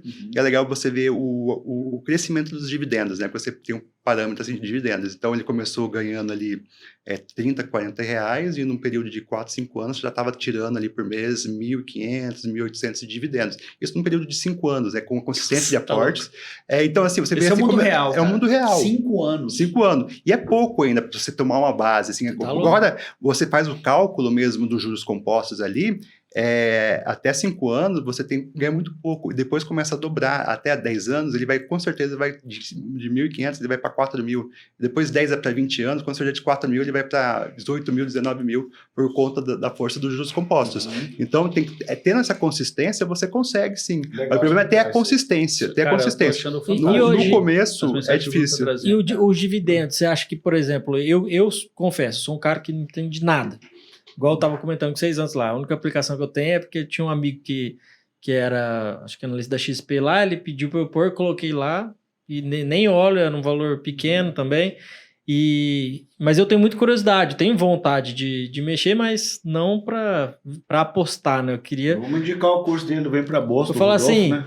como É é bom que também. funciona no sentido de, por exemplo, a ideia é você ter a valorização das ações ou o bacana é ter os dividendos mesmo, entendeu? Qual que é a estratégia? Eu sempre falo assim que tem um pouco de confusão, né, na questão dos dividendos, né? Porque os dividendos eles saem do preço da ação. Então, a mesma coisa, a ação vale 10, ela vai distribuir dividendos de R$1, a ação automaticamente vai ser corrigida para R$9, porque o dinheiro não se faz do nada, entendeu? Então, os dividendos, mas assim, o que eu gosto dos dividendos é porque se uma empresa está conseguindo crescer e está pagando dividendos, é uma empresa de qualidade. Porque você vê uma empresa que paga dividendos há 15, 20 anos, quer dizer que o fator de qualidade dela é muito grande. Se ela consegue ter lucro, porque para pagar dividendos você precisa ter lucro. Então, a gente já tem um critério muito bom para selecionar as ações, entendeu? Então, quem tem, assim, um foco mais de dividendos tem que entender isso, qualidade dos dividendos, não propriamente quanto ela está pagando dividendos. E a questão uma empresa que não paga dividendos, você só vende, então, uma parte que você precisa no momento e você vai tirar mesmo o efeito dos dividendos, entendeu? Então, é quase a mesma coisa, mas esse fator de qualidade, o dividendos é muito bom para quem quer começar. Então, você pode pegar setores que nem do setor elétrico, bancos, o imobiliário é muito cíclico. É muito difícil para quem está começando a investir. Fundos imobiliários sim, mas o setor imobiliário na bolsa, a empresas do setor imobiliário é muito cíclico. Você tem empresas, você sabe que às vezes você tem uma demanda mais alta e depois vai cair na questão dos imóveis, né? Então você tem um ciclo. É muito difícil para o investidor ele surfar esses ciclos dessas empresas que têm mais ciclos. Commodities é difícil também. Varejo é extremamente difícil você comprar empresas de varejo, porque as empresas de varejo, geralmente, Americanas, Magazine Luiza, Casas Bahia, não tem um diferencial competitivo. Não tem. A barreira de entrada é muito pequena. Não, nem isso, mas o Rafael se você pode criar uma loja de varejo. Você tem a internet, você tem ali todo mundo vende a mesma coisa, o seu produto não tem diferenciação e você acaba ficando refém do ciclo de mercado. Se ele cai, você vai aquecer o consumo, todo mundo vai comprar mais. Começa a ter a crise, todo mundo vai comprar menos. Então, é muito cíclico esse tipo de empresa. Então, para quem está começando, é muito legal você focar em criar uma estratégia que fugir um pouco dessas empresas mais cíclicas, pegar em setores perenes, serviço público. Você vai ter saneamento, setor elétrico. Não importa o que acontecer, a pessoa vai ter que ter energia na casa, vai ter que consumir água, telecomunicação, alguns setores que são mais perenes, para começar é muito bom. O fundo imobiliário também. O fundo imobiliário também. Ele entra com juro composto, o fundo imobiliário? Ele também vai tirar os proventos vai tirar da ação, mas se você fizer a composição de estar reinvestindo sempre os dividendos, você vai ter o poder dos compostos. E os dividendos são pagos como que é? Cada empresa tem uma regra, né, de pagamento, tem trimestral ou anual, assim. Geralmente eles pagam trimestral, uma porcentagem menor, e chega um final do ano e eles fazem uma composição um pouquinho maior. Às vezes são 3 menores, um maior, enfim. Depende da empresa, depende do regulamento da empresa. Quanto de grana que a gente precisaria investir aí, vamos supor? Lógico, eu sei que essa pergunta é só bem idiota, mas é porque eu não conheço de mercado. Eu tô vendo aqui que eu sou... Vocês são tudo malandro, porque eu tô vendo que eu sou o que menos conhece aqui. Eu falo assim, por exemplo, dividendos, ele existe um padrão, assim, geralmente de quantos por cento mais ou menos, ou ele é bem variável de acordo com o lucro, e assim, hoje, por exemplo, baseado nas empresas que você investe, quantos mil aí que você teria que investir em ações para você ter uma quantidade de dividendos bacana aí? Sei lá, vamos por aí... R$1.500, vamos colocar aí. Pra viver. Isso. Tudo bem, mas você quer andar de Dodge ou você quer viver embaixo da ponte? Não, um número acessível, R$1.500 por mês. Quanto você quer ganhar Eu ia por falar mês? 5 mil, mas vai lá. Um patrimônio... Mas assim, quando a gente vai comparar a bolsa, a gente tem que entender também que a gente é uma diversificação da nossa renda. Tá? Então, se você pegar, tá pagando 1%, eu consigo mais no meu negócio. Se eu pegar e investir em outras coisas, eu vou conseguir mais. O grande questão da Bolsa de Valores para muita gente é tirar um pouco do risco e da volatilidade do seu negócio. Às vezes você é um empreendedor, você tem assim, negócios mais arriscados e você quer ter um pouquinho mais de diversificação e juntar um capital. Vou comprar uma renda fixa ali, vou tirar um pouquinho a volatilidade do meu emprego, uma segurança maior. Eu trabalho num setor X, eu não quero sair desse setor, porque esse setor é meio complicado também, eu quero ter uma outra fonte de renda. Daí a gente parte desse princípio, daí a gente começa, então, a acumular um patrimônio ali dentro para poder te dar essa rentabilidade. E a gente tem um conceito que é dividend on cost, que é aquele dividendo que é em cima da porcentagem que você investiu. Então, se uma ação você comprou a R$10, e ela chegou a subir a R$20 e ela está pagando o mesmo tanto de dividendos, então quer dizer que você, mesmo que ela está pagando sobre R$20, para você está pagando sobre 10. Então, se ela está pagando, vamos dizer, 1% ali sobre 20, quem pagou 10 está pagando bem mais. Então, quando você tem esse poder de acumular ações, tem ação minha que está com dividendo pagando de 30% a 40% do patrimônio dela, hoje, porque eu comprei muito barato lá atrás. Então, esse poder do próprio crescimento desses dividendos é que vai te dar o verdadeiro ganho. Mas assim, vamos pegar grosso modo agora, não vou fugir da pergunta. Um dividendo aí anual de 8%, 7% ao ano. Uma empresa consegue te pagar isso aí, 7%, 8%. Fora a valorização do capital, lógico. Então, se tiver um capital investido de 100 mil reais, 800, 8 mil. 8 mil ao ano. 8 mil reais ao ano. 8 mil ao ano. Dividido pelos meses. E não é para desanimar a galera, não, porque a pessoa fala, não, eu vou comprar então o avestruz, né? Vou colocar na pirâmide do avestruz, porque olha isso aí, é que não entende o poder, né, da Bolsa de Valores, porque é uma questão que você vai crescer, vai crescendo aos poucos, te dá a possibilidade de você comprar R$500 um mês, R$600 outro mês, investimento. Eu ia fazer Verdade, isso aí eu comentário. acho que é grande. Eu ia fazer um comentário justamente para estimular a discussão, porque se você pega a taxa Selic com a 13,75, pô, uma aplicação de renda fixa remunera mais que 8%. Com certeza. Com uma segurança 100%. Não, mas Mas ele não tem um Mas pô, tem da outras. empresa? Isso, aí tem isso que eu queria que o Bruno comentasse. Que a gente tá falando, porque, por exemplo, o cara vai Ó, lá vem, O cara deixa eu engasgar. pegar dinheiro com a agiota, mano. Não, vou pegar dinheiro com a agiota, mano. Vou colocar no mercado financeiro, né, cara? Então, pra gente desmistificar essa parada, ou o cara fazer, assim, uma coisa mais real, vamos dizer assim, pegar dinheiro a juro no banco, né? E colocar no mercado financeiro. Tipo, pega o dinheiro no banco a 7, 8, 10%, nem sei como que tá, e vou colocar no mercado financeiro. Não faz sentido essas coisas. Não faz sentido, porque você tem descasamento de prazo, inclusive, e uma coisa certa, você tem que pagar o juros de uma coisa certa que é o mercado financeiro, né? O mercado financeiro é aquele dinheiro que, principalmente em ações, é que você não vai precisar no curto prazo. Eu já parte dessa premissa também. Então, você vai colocando aos poucos, consigo estar sobrando 300, 400 reais com tranquilidade no final do mês, vou começar a investir no mercado financeiro e não pode parar. Cara. Você tem que ter consistência, porque você pode começar tanto no mercado de alta quanto no mercado de baixa. Não desanimar. Porque o segredo é esse. Como investidor, muita gente vai passar por 4, 5 ciclos de alta e ciclos de baixa ali, vai passar por períodos ruins na Bolsa de Valores, que muita gente fica focada em rentabilidade, mas esquece o principal, que é fazer os aportes constantes para ver o patrimônio seu crescer. É muito mais importante você sair de R$1.000 investido e chegar a R$100.000 investido do que você ganhar 30% sobre R$1.000. Entendeu? Não, tive uma rentabilidade fantástica esse ano. Quanto você tem investido? R$1.000. E aí, qual que é a diferença? Agora você tem R$100.000 investido, você teve uma rentabilidade de 10%. E aí, qual que é melhor? Entendeu? Então, assim, o mercado financeiro serve para você acumular seu patrimônio, né? E crescendo aos poucos e tendo essa consistência ali, né? E você está aí operando desde 2008, você falou, né? Já tem um tempo de mercado aí. É natural você fazendo boas escolhas, as empresas vão crescendo e os dividendos vão aumentando consequentemente. A consequência disso é porque as empresas têm estágios, né? Porque a empresa tem uma fase de crescimento, que ela não vai distribuir dividendos, que ela precisa reinvestir, ela precisa alocar o seu capital dentro para crescimento. É uma questão muito básica. Putz, por que uma empresa vai distribuir os dividendos, tirar o lucro dela, se ela pode reinvestir e ela está ganhando aí ao ano, tem um ROI ali alto de 18%, 20% dos projetos que ela tem para investir, né, de retorno. Então é muito mais viável uma empresa dessa reinvestir totalmente o dinheiro dela, do que pegar e distribuir para os acionistas, né? Então você tem que entender também do estágio da empresa. Tem empresas que estão começando, tem empresas que são mais maduras, e aí você escolhe qual tipo de empresa você quer ser sócio, né? Lógico que as empresas que estão começando, ela tem mais risco. Né, porque está crescendo, às vezes está entrando no mercado e que ela não detém muito market share do mercado, ela está com algum produto inovador, e daí tem empresas mais maduras que já estão consolidadas que te dá mais tranquilidade.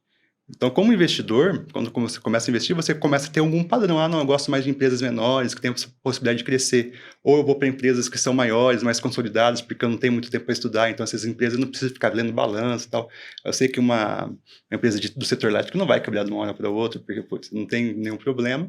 Então, você começa a montar a sua carteira de selecionando vários ativos. Lógico que entre 10 ações, 12 ações que você tem na sua carteira, uma ou duas vai quebrar, ou vai ter um prejuízo maior, né? E isso é uma questão. Você tem uma carteira de investimento. Uma ou outra vai dar errado, não tem como. Daí, aquela que dá errado, o pessoal fica se martelando, segregando o investimento nessa. Olha para aquela que deu errado, esquece do resto da carteira, né? Então, Porque isso aí é do ser humano, né? Por exemplo, às vezes você não lembra o abraço que o teu pai te deu, mas uma pizza que ele te deu bem dado, você lembra, né, cara? Com certeza. Entendeu? Então, Eu tenho uma pergunta. hoje você quer perguntar? Hoje eu quero. Ah, legal, né, cara? No outro episódio eu falei pra ele O perguntar. que ele o cara falou, precisa "Não quero perguntar." fazer para ter uma rentabilidade igual o Luiz Barsi teve em 2022, de 1 milhão ao dia? É de dividendos, né? De Então você dividendos. vê que a filha dele conta uma história muito legal, muito engraçada, que foi o dia que caiu lá em 2020 do Covid, né? E ele tinha deixado de ser bilionário, né? Ele perdeu bilhões ali na bolsa e ela assustada, cortou, o pai dele lá estava dormindo. O Barça estava dormindo lá tranquilo no sofá e ela cortou, pai, você viu que você perdeu não sei quantos milhões aí na bolsa hoje? Ele falou, só olha, tranquilidade. Então, eu acho que você tem que ter consistência, né? Porque ele já investe há muito tempo. Ele tem... Papo de quantos anos? Ele é da bolsa, eu que 60, 70 anos, mínimo ali, 60 investindo. Tem uma simplicidade muito grande, ele tem uma estratégia muito bem definida, que é investir em setores mais perenes, né? Setores que te dão dividendos ali para poder estar reinvestindo. E tem uma consistência muito grande, né? Então, grande consistência. É um bom exemplo. Eu acho que o Barça, eu acho que é uma pessoa fantástica para os investidores que estão começando, não inventar moda, sabe? Você, putz, pega esse cara aqui, que Ele esse tá fazendo velhinho o é bom. básico bem feito há muito tempo. Há muito tempo. Bom, Esse velhinho é uma lição fenomenal. para nós. O pessoal ainda todos. fica discutindo. O guri de 18, 19 anos fica discutindo. Não, a estratégia do Barça estava ultrapassada. Eu falei, cara, O cara tá respeita o milionário. cara, respeita- 1 milhão por Bruno, dia. eu costumo- Não, ó, eu- mas sabe o que eu comparo isso? Eu comparo isso seguinte, a gente tá treinando na academia e o Neto. Uhum. Aí chegamos lá na academia, cara, tipo, o cara chegou e falou assim, ó, e aí, Netão? Cara, eu já tô do seu tamanho. Eu falei, nem 2 vidas. Eu falei assim, você não fica do tamanho dele. Daí ele falou, não, cara, vou tomar as paradas. Eu falei, mas você pode tomar o que você quiser, véio, comer o que você quiser, você não vai ficar do tamanho dele. Daí, pô, tipo assim, poxa, você desestimulou o cara. Não, mano. Não vai ficar, mano. O cara gordinho, baixinho, primeiro que ele não cresce, vai crescer mais o tamanho do Neto, entendeu? Entendeu? O cara pode tomar o veneno que ele for, Xandó, entendeu? o coach. Olha lá, Não, ó. mano, Ih, o Rafael era o Rafael. Entendeu? Então, tipo assim, o cara, eles vêm com umas paradas. Você isso vai, é muito- falar, você vai falar o perfil do cara que você veio? Não. O que acontece? Joga a na galera vem com umas paradas surreal, foge da realidade, mano. Entendeu? Acha que quer pegar, tipo assim, um atalho que não existe. Entendeu? Eu sempre gosto de fazer uma analogia com a própria saúde e investimento, né? Eu sempre pergunto, qual que é o seu objetivo em estar investindo? Muita gente fala, quero ficar rico, né? Você pergunta para um cara da academia, qual que é o seu objetivo? Não, quero ficar com um corpo sarado, fortão ali. Cara, se você tem esse objetivo, você vai fazer merda. Por quê? Você vai atrás de... Você vai copiar... Ah, não, você vai copiar o... Ah, não, o cara tá tomando tal bomba, tal... Você vai copiar do vizinho que tá ficando forte, mas você não entende o metabolismo do cara, vai querer aplicar em você. Tu vai cair em golpe, virada doido, você vai ver propaganda de sec aqui, você vai querer comprar, você vai ver aquele choquinho, colocar na barriga. Ah, não, vou comprar essa aqui que eu vou ficar fortão aqui, colocar na minha barriga vai ficar trincada. Então, se você tem um objetivo errado, tu vai fazer de tudo possível, inclusive prejudicar o que é o principal, a saúde. Então, você ir na academia, você buscar uma qualidade de vida, você está buscando saúde. E para investimento é a mesma coisa. Se você querer focar em ficar rico somente, você vai dar errado. Você precisa focar em o quê? Construir um patrimônio no longo prazo para te dar uma garantia, uma segurança no futuro. Se você pensar em qualquer outra coisa, você vai cair em pirâmide, você vai cair em golpe, você vai querer fazer movimento especulativo, você vai tentar ficar achando a ação da vez, você vai destruir até seu emprego, porque você vai ficar tão bitolado ali dentro do mercado financeiro que você só vai ficar focando em tentar achar a grande oportunidade. É porque assim, ó, por exemplo, você pega vamos dizer, o primo rico da vida aí, cara, que ele fez o livro lá do 1.000 ao 1 milhão. Tem pessoas que estão deixando os seus dons, as suas habilidades, que são fantásticas, que às vezes dentro de uma ferramenta chamada empreendedorismo, ela poderia obter muito sucesso e êxito no empreendedorismo, tentando pegar esses atalhos com esses gurus. Não tô queimando o primo rico nem nada, cara, porque ele tem a história dele, né, cara, do mercado financeiro e tal. E o que acontece, Bruno? Eu acredito nisso que eu tô falando, que esse tipo de mentalidade a pessoa tá com algo dentro do coração dela, que é o que a gente já falou aqui, que é a ganância. Atropelar o processo, entendeu? E no mercado financeiro, na vida, na saúde, na academia, não tem atropelar o processo. Existe um passo a passo para você fazer em tudo, cara. Entendeu? E eu acredito assim que a grande, vamos dizer assim, a gente falou sobre cultural da televisão, que a gente assistia novela e tal. A internet chegou, graças a Deus, a informação a gente tem acesso. Então quebrou um pouco aquele cultural da família ficar sentada ali e tendo a fonte de informação que a gente tinha no Jornal Nacional. Só que com essa liberdade que a internet trouxe, veio muita merda junto, cara. Entendeu? Que daí o que acontece? Que depois a gente descobriu que os caras alugavam Porsche para fazer os vídeos, para fazer as fotos. Entendeu? O cara ficou rico, o Murilo Couto, lá falando, você não ficou rico, mas eu fiquei rico. E acontece, aí acaba pegando o cara o quê? Pela ganância. E o cara falou, não, eu vou ficar forte tomando tudo isso aqui, eu vou ficar rico fazendo isso aqui. E eu, cara, achei muito bacana que você trouxe isso, assim, essa sinceridade sua, de gente que te procura e fala, não, eu quero ficar rico. E eu achava que não, os caras falavam assim, não, tá. Então a galera chega com essa proposta mesmo, eu quero ficar rico. Então, eu sempre gosto de responder uma pergunta fazendo outra pergunta para a pessoa, né? Então, eu sempre falo assim, mas qual que é o seu objetivo? É esse mesmo? Entender um pouquinho, porque tem essa questão muito de crença, do que ela foi educada, do que ela está de expectativa sobre o mercado financeiro. Eu falo que eu sou um péssimo vendedor.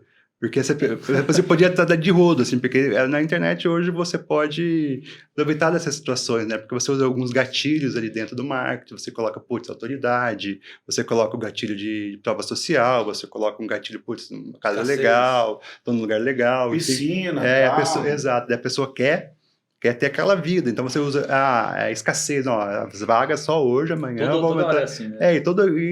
Esse é o mundo da internet. Tem alguns gatilhos que são positivos e que você precisa usar para você desenvolver um marketing legal. Lógico que você precisa usar, porque a gente tem a questão de procrastinar, então você usa o gatilho da escassez para a pessoa tomar a decisão logo. Então sou totalmente favorável a alguns gatilhos assim, mas dentro assim da internet tem muita coisa ruim, né? Que nem você falou, tem muita informação, tem muito do FOMO, né? As pessoas estão com medo de perder a informação hoje. Então elas buscam desesperadamente muita informação, escutam muito canal de YouTube, mas ficam na superfície, ficam raso, né? Fica naquele momento de raso, não se aprofundam em algum assunto, né? Então você fala assim, você quer aprender de ações? Entra no site da empresa, lê todo o formulário dela, entenda um pouquinho mais de contabilidade, vai entender o que é o lucro. Como que é o nome daquele site lá que em relação com os investidores, né? Toda empresa tem um RI, você coloca assim, Magazine Luiza RI, vai aparecer o site de relação com os investidores. Tem um outro site lá que acho que até o Rodolfo fala para você entrar e analisar as ações lá, esqueci o nome. Não, tem vários outros sites que tem os indicadores compilados, né? Tem vários sites aqui que hoje em dia... coloca no Google já dá. O Yahoo Finance, o Google já te dá tudo. Mas assim, a principal fonte de informação é o site da empresa. Você olha a empresa, você vê os balanços ali dentro, com relação com os investidores, você vê tudo que está acontecendo.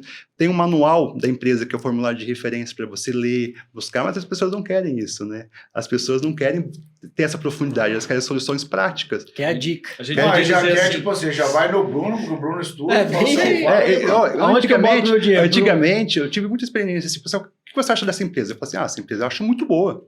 Daí a pessoa comprava, daqui a pouco, aí caiu. E o que eu faço agora? Eu falei, cara, você comprou, você não estudou só por causa disso? Você não falou? Eu comecei a tomar um pouco mais de cuidado em relação a isso, né? Então eu falei, cara, hoje eu não abro mais minha carteira do que eu estou comprando, eu não falo mais nada sobre essa ação é boa, compra lá, desesperado. Porque eu sei que quem está escutando, às vezes, só precisa daquilo para fazer cagada, né? O cabelo branco te trouxe essa experiência. Exatamente, você vai aprendendo a se comunicar melhor ali, para passar uma mensagem mais séria do mercado financeiro, né? É isso que eu tô achando legal, cara. Essa mensagem que a gente tá te explorando aqui, porra, eu acho que eu vi uma ou duas vezes na internet, em tudo que eu já vi sobre o mercado financeiro. É o que a gente tava falando no backstage, que a gente não tem noção do que as pessoas escutam, que a gente fala aqui no podcast, ou que você faz na tua caixinha de perguntas lá, que você faz tempo que você não abre.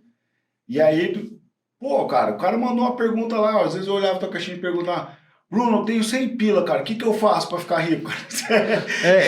Imagina você chegar pro médico, cara, eu tô com dor no dedo, qual remédio eu tomo? O cara não sabe, você tem que ter muito mais informação do cara pra poder estar indicando alguma coisa mais... Eu achava legal, sim, eu acho que as respostas que você dava lá, tipo, o cara com 100 pila, o cara compra tal livro, cara, ele lê esse livro aqui. Boa. Exato. Aí, ele saía bem, tá? Saía bem nessas perguntas lá. Ou o cara fala assim, Bruno, que livro que você lê lá? Mano, começa a ler na Bíblia, velho. Eu acho que é os dias que você tava meio putaço, né? Assim, não é? Cara, a Bíblia fala muito sobre dinheiro, né? Demais, Tem várias passagens. demais. Eu tenho um livro em PDF, Eclesiastes. já mandei para muita gente. Desculpa ter te cortado. Ele chama Os Princípios da Administração de Jesus. Eu mando esse, é de um escritor chamado Bob Briner. Você me mandou esse Mandei livro. para você. O livro é pequenininho, cara. Livro de cabeceira, meu. Aquela dúvida, aquele dia que você não sabe o que fazer, eu vou lá dar uma folhada nele. Ó, tem Provérbios e Super Eclesiastes legal. pra ler na Bíblia, que tem Provérbios e muito Eclesiastes. de Super Eclesiastes, tem uma passagem, putz, você tem que comprar ativos diversificar porque você não sabe o dia da manhã.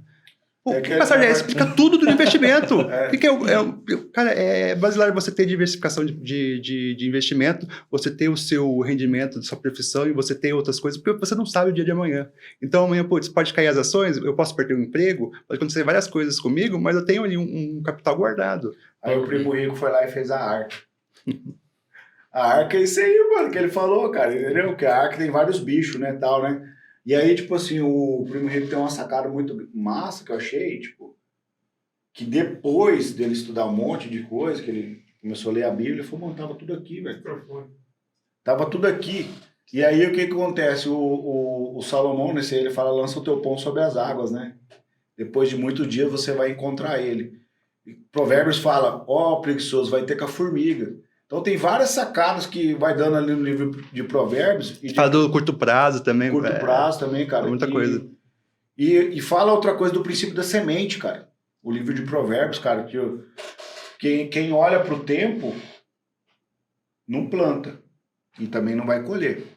Então, o que acontece? Quem fica Depois- esperando... No mercado tem muito perfeito. isso. No mercado financeiro tem muito, não, agora tem a crise, quebrou o banco, Silicon Valley quebrou, e agora eu não vou investir, vou esperar passar isso. Tem muito disso. Então, uma hora você vai ter que começar, estando em alta ou estando em baixa. Você tem que começar a investir para ontem. Investir é uma necessidade que todo mundo tem praticamente, entendeu? Então, se você quer esperar no melhor momento, não vai ter melhor momento. O melhor momento é agora. A mídia é traiçoeira. Hoje, o que impera no mercado é medo.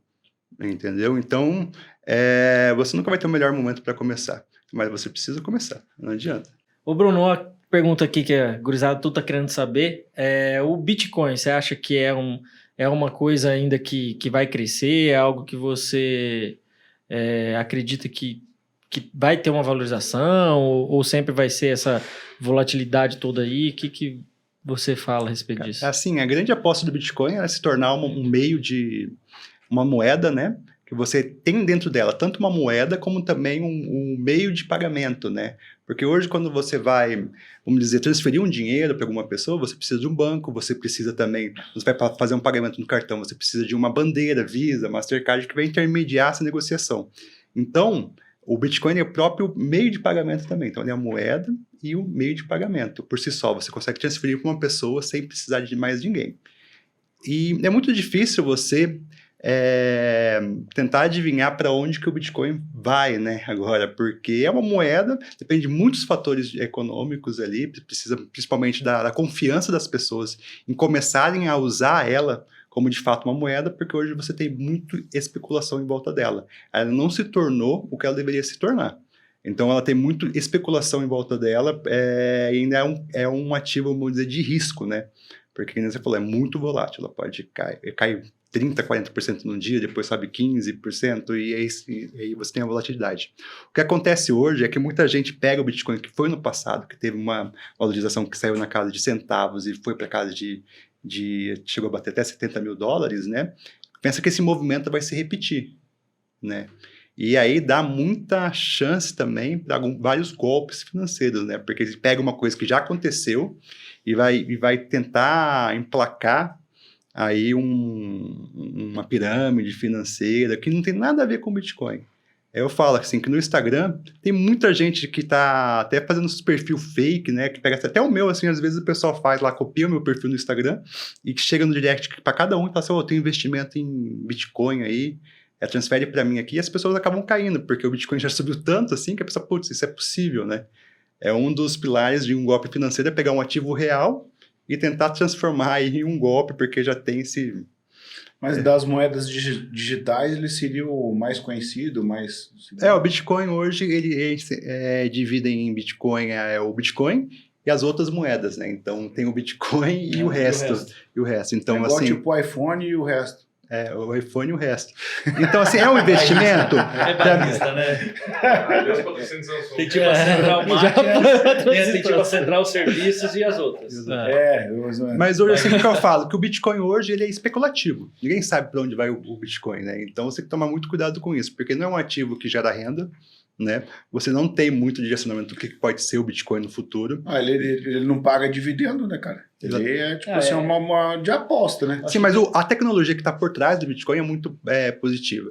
Eu sempre falo assim, a internet, quando veio assim com força em 1998, 99, tinha várias empresas de internet na bolsa que acabaram quebrando porque simplesmente o pessoal apostava na internet, era o futuro, né? A internet foi o futuro.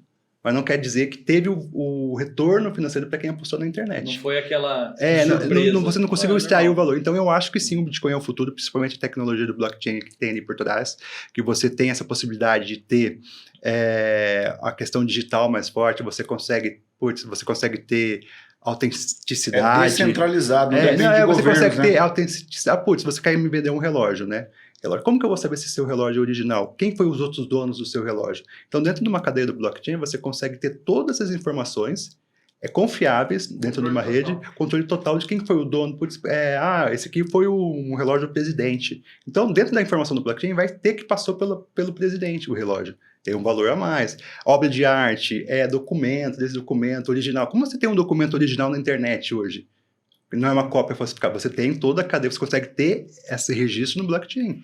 Então, assim, a tecnologia por trás é uma tecnologia que vai permitir muita coisa no futuro. Mas, assim, ganhar dinheiro talvez é mais especulativo. Eu lembro que quando o Bitcoin subiu muito de valor, ele tinha a promessa de ser irrastreável, né? E aí, acho que uns 2 anos atrás, aplicaram um golpe no JBS nos Estados Unidos e o FBI rastreou e fez a pessoa devolver. Então, caiu por terra essa proteção, que inclusive era uma máscara para criminosos, né? Porque hoje os golpes digitais, 99% o pagamento é em Bitcoin, porque em tese é irrastreável, já caiu por terra. Depois, uma coisa que me assusta é a alta volatilidade. O terceiro é a falta de lastro. Né? Quem é que está por trás? Não sei. Então você acredita que nós vamos avançar no sentido do Bitcoin virar moeda ou as próprias moedas convencionais, por exemplo, o real digital?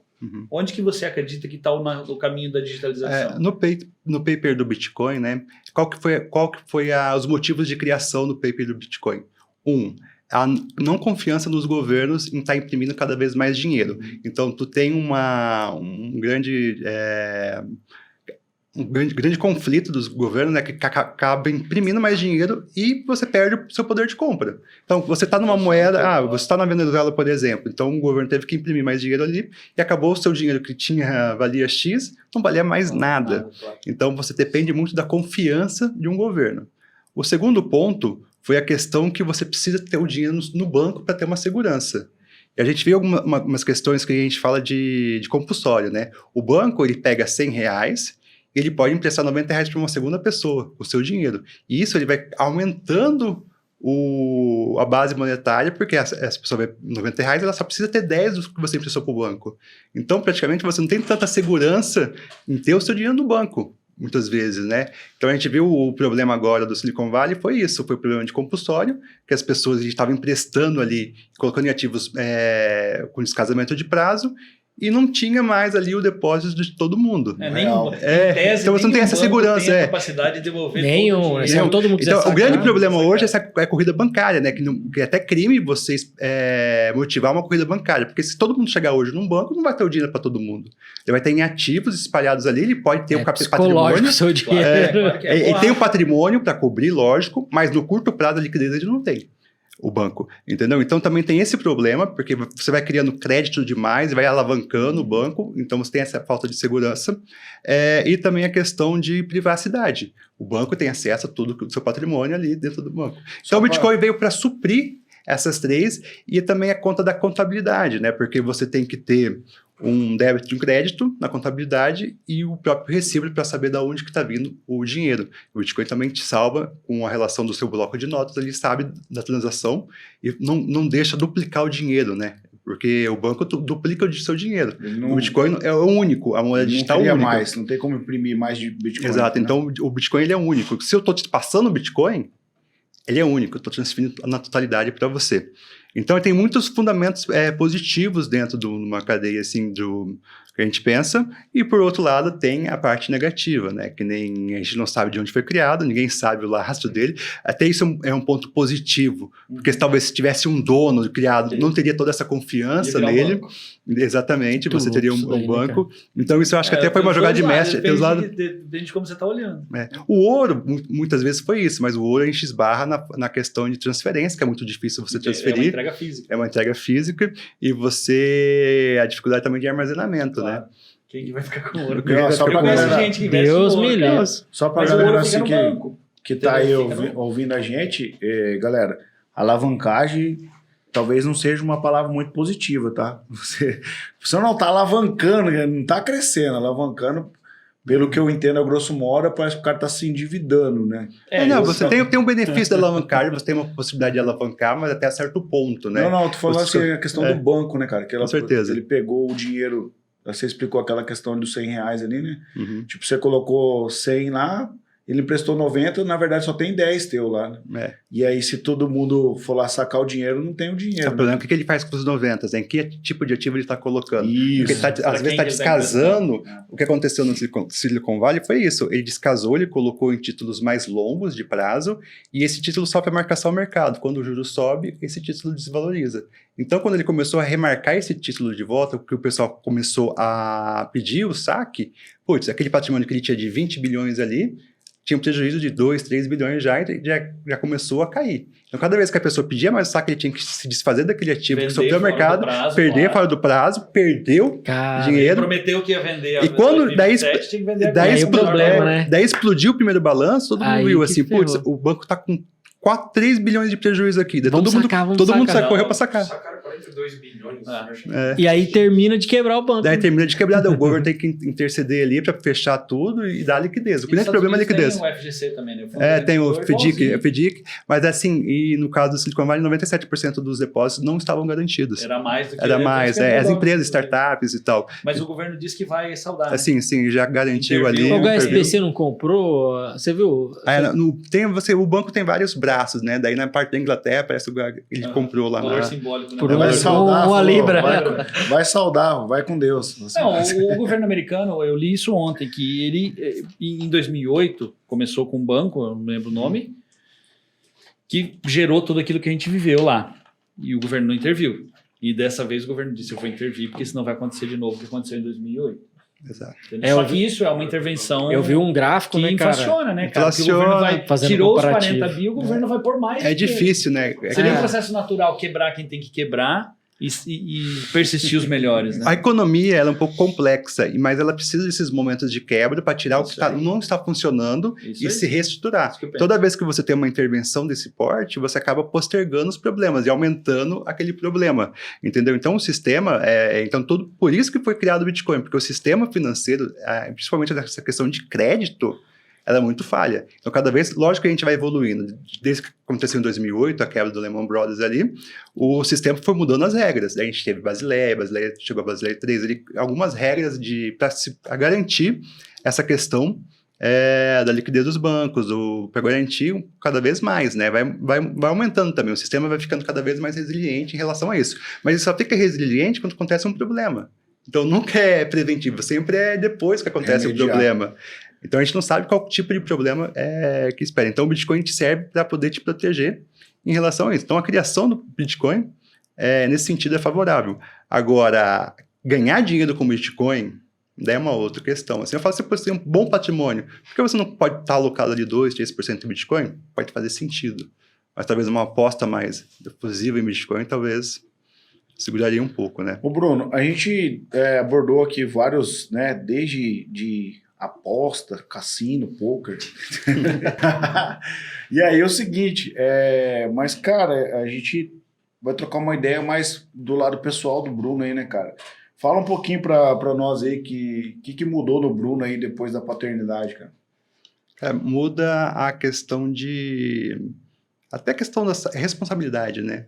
e você muda alguns hábitos seus, né? Aquela tentativa de deixar um legado. Cara, criança vai te copiar, vai te olhar tudo, vai te observar, vai te cobrar. Então, muda muita coisa. Eu acho que o pai vai cair na ficha aos poucos, né? A mãe sofre todo o processo do parto, você tem aquele assim, pro pai ele demora um pouquinho mais, você vai aprendendo no dia a dia, né? Mas com certeza, a questão de dar um gás a mais no trabalho e você chegar cansado de fazer coisas que você talvez não fazia, muda tudo. Acho que só quem é pai que sabe a mudança que isso causa. Eu pergunto assim, porque eu já comecei meu casamento com o pai, né, cara? Porque a minha namorada, no caso, é minha esposa agora... a gente já começou com ela grávida, né, cara? Então, começamos todo com o processo invertido, né, cara? Entendeu? Então, no caso, você tinha uma liberdade sua e da Aline, que vocês não tinham filhos, né? Uhum. E daí depois chegou e aí você começou a enxergar de uma forma diferente a vida, né, cara? Achei muito legal o que você falou, porque realmente os filhos, eles nos observam, né, cara? Entendeu? A questão do exemplo, a questão de transparecer também o que você é, né? Então tem muita coisa assim que tu muda. E por mais que você falou que casou grávida ou depois de que... Não, já casou grávida. Cara, eu falo que em filho em qualquer situação é uma benção, né? Então assim, eu acho que a gente fica escolhendo e tal. Na época a gente ficou bem assustado, mas a gente entendeu. A gente se vira, a gente vê, depois a gente que passa, a gente entende. É até engraçado, perguntaram assim, e aí, o que você acha do que vai ser o sexo agora do bebê, né? Eu falei, cara, isso é tão louco, que se falasse pra mim escolher, eu não sei o que eu escolheria, se era menino ou menino. Né? Então é uma coisa assim, não pode vir 3, 4, 5, vir um, às vezes não tem regra para ter filho, né? Às vezes tem um, depois demora 5, 6 anos tem outro, não tem muita regra. Filho, eu acho que vai ser benção em qualquer situação. Quais as idades dos filhos? Meu maior tem 5, a menor vai fazer 2 agora em maio. E aí vai ter mais um, então, E mais agora? ou menos 3 em 3. E vem mais ou não? Vem um mais também, tô te copiando. Fala assim, também, mas vem mais? Ah, não, eu acho que... Não sei, acho que não. A minha esposa falou, e aí, vai fechar a fábrica? Me deu até um arrepio, né? Pensar em... Não, porque assim não é muito cultural, né? Agora para essa geração aí ter mais de 2 né? filhos, né, cara? Exato. Por exemplo, eu parei em 2, né? 2 no caso, né? E eu queria te perguntar o seguinte, né, cara? Porque você, diferente de mim, o Rafa também, vocês têm menino e menina, né, cara? Qual que é a diferença ali, cara, você já conseguiu falar assim, poxa, com o menino é assim, com a menina é assim. O que você analisou mais, assim, numa análise de um analista financeiro, vamos dizer assim? Fazer análise de criança, né? Qual ativo é de maior? Qual que é mais risco? Então, eu acho que são 2 personalidades bem diferentes, né? Eu acho que independentemente de ser menino ou menino, cada um tem o seu gênio por trás, né? Cada um tem um jeitinho de lidar diferente, né? O menino é mais tranquilo, às vezes, assim. A menina, às vezes, é um pouquinho mais teimosa, mais briguenta. Mas, assim, eu acho que é uma experiência boa ter os 2 também, assim. Mas, assim... Que é legal, né, cara? Isso, né? Por exemplo, vocês vão ter você só tem menino, né? Só guri. Você é o quê, Rafa? Um casal? Eu tenho 2 meninas e um guri. Porque assim, eu e o Rafa, né, sacar, tipo, a menina gasta pra caramba, né, cara? O planejamento é um pouco diferente, né? Porque, tipo assim, esses dias ali, um cara que a gente... tem parceiro, ele compra a peça dele lá, daí, tipo, tava no churrasco, eu saí. Daí os meninos comentaram lá que o filho do dono da loja falou, pai, faz um pix pra mim de 100, hein, que ia ter uma festa, né?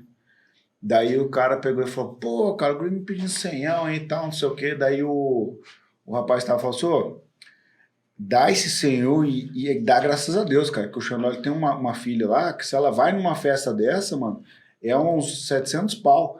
Daí ele falou, mas por quê? Vai comprar roupa, vai comprar calçado, vai fazer o cabelo, vai fazer maquiagem, vai colocar uma joia, coisa, era mais a entrada. Passa o Pix aí, filho, ele falou. Então a menina tem todo esse aparato, né? Vamos supor. Porque o menino ainda não pegou o carro, não deu PT no carro, no seu carro, né?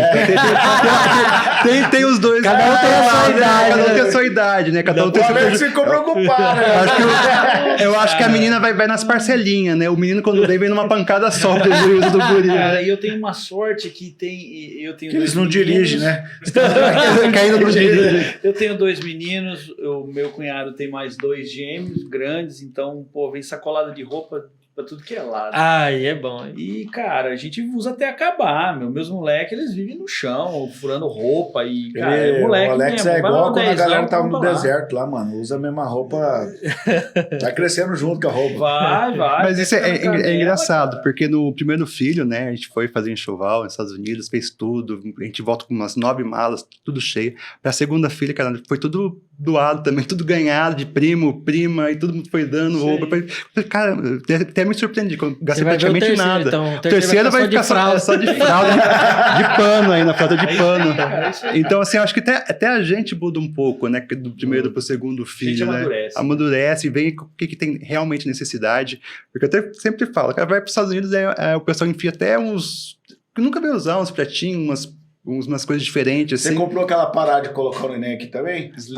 Tem Você dois tipos. comprou Não lá? satisfeito com um, tem Canguru? dois. Tem o canguru, nunca cara, usei. eu nunca usei aquele usei. Eu usei negócio, uma cara. vez só. Coloquei 2 vezes só, mano. Você cansa, o neném cansa. Nem- Todo mundo fica tudo comprou, né? Eu esquisito. também comprei. Usei uma Todo vez mundo só, o compra, já você tava- imagina, a cara né? socada, Você vê aquela babava, cena não bonita, sei. né, do pai andando com o filho no aeroporto, assim, com o Pô, nos bebezão. filmes americanos, você vê, filmes. né, o cara andando com o filho, você fala, nossa, eu vou É fazer legal, isso um dia. nunca usa. Então a gente vai Você- aprendendo, né? Deixa eu te falar, do primeiro filho, você colocou o berço pra dentro do quarto?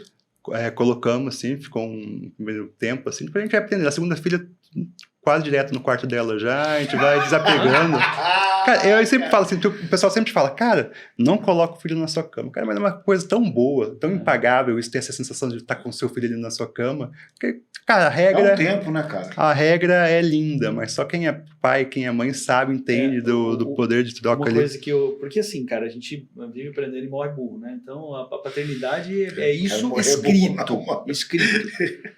O aprendizagem é um Não, tô processo de ligado. emburrecimento. Quanto mais você estuda alguma coisa, você vê que é como se você estivesse numa sala e cada sala tivesse 10 portas. Então, cada porta que você abre tem mais 10, mais 10. Pega um assunto e vai estudar para você ver. Você só vai se sentir pequeno, porque Verdade. tem mais coisas pra você Eu estudar. gosto de pensar muito sobre isso, faz muito sentido pra mim. Quanto mais você se aproxima de Deus, mais você vê que você é pecador, cara. Com mais dúvidas você Com tem. mais dúvida, É isso aí. assim, tendo certeza de que você não é merecedor de nada, mano. Entendeu? A não ser de uma graça divina. Só que você fez com a inteligência, faz sentido, Então eu cara. penso assim, que é um processo de emburrecimento. E a paternidade você tem que aprender todo dia, né? E aí essa questão que você falou da cama eu uso muito como exemplo. Porque quando você vai ter uma criação mais regrada, você tem que ter regra. Mas, cara, você tem que saber qual briga que você vai comprar. Então a gente deu um jeito de estabelecer a regra de ir para nossa cama. Domingo pode ir. Não dorme na cama, mas a molecada acorda 5h30, 5h20. Dia de semana não vai, não, ele fica na cama. Domingão, todo mundo pra nossa cama. Super legal, cara, é um privilégio ter os filhos ali na cama. Mas não todo dia, né, velho? Pô, não tem condição. Eu tive uma experiência, assim, até acho bacana de compartilhar isso, que a diferença das nossas filhas é 12 anos, né? Então eu esperei demais, cara. E aí a gente teve que reaprender tudo de novo, cara. Entendeu? 12 anos, cara, é muito tempo, É cara. chão, hein? Mas talvez você viveu uma qualidade agora bem melhor com a segunda filha, aproveitou mais, talvez. Com certeza, cara. Eu É, digo Eu acho que assim o tempo, que... dois o tempo lados, todo, porque o Xandó, tempo, eu isso sempre aí. falo assim, o tempo de Deus, ele é Cara. perfeito. Não tem explicação. Todo mundo tem um manual perfeito. Você tem que ter um, depois de 1 ano e meio você tem que ter outro, senão você esquece tudo. Cara, eu te conto, eu tive 2 anos depois, eu já esqueci tudo também do mesmo jeito. Você esquece, você não lembra. Cara, porque se você lembrar o trabalho que dá ter o filho, assim, muito mais pra mulher, mas assim, o trabalho que dá a função, o medo que você tem, a ansiedade, a preocupação que você não tem mais filho. Então, isso eu acho que é tão perfeito que faz você ter, você esquece, quer de novo, daí Mas você quer de novo, você quer de Eu novo. acho que é até um pouco fisiológico isso. O cérebro apaga a experiência ruim. Você lembra só as partes boas. O Sabe? prazo Porque- certo são 5 anos, que é o tempo da faculdade. Aí, ó, pronto, desmistificou aí, ó. Bem pensado. Deixei quase... Pior que eu já vi casais que fizeram Lá isso. em casa, nós somos 5 anos. Minha irmã e meu irmão, 5 anos cada um. Só que aí meu pai tinha uma filha de 15, um de 10 e um de 5. Então tinha um adolescente, um inútil e um bebê. Cara, eu acho que cria o bebê. formato Mais ruim, difícil, cara. Formato ruim, porque, pô, eu e meu irmão fomos virar parceiro depois que ele tinha uns 15 anos. Então hoje meus moleques, um é 4 e 7. Hoje é que dia? 13. O Lucas faz dia 4 e o Matheus dia 16 agora. Então eles já estão brincando juntos. Hoje eles estavam jogando bola juntos. Eu não tive isso com meus irmãos depois de velho. Olha, Osmar Neto, você já Essa pegou um vai ficar insight aí, né, Eu cara? tô quieto aqui e vem falar pra mim. Pegou um insight aí, cara. Não que- deixa a fralda sair de dentro de casa. Faz o que o Bruno fez.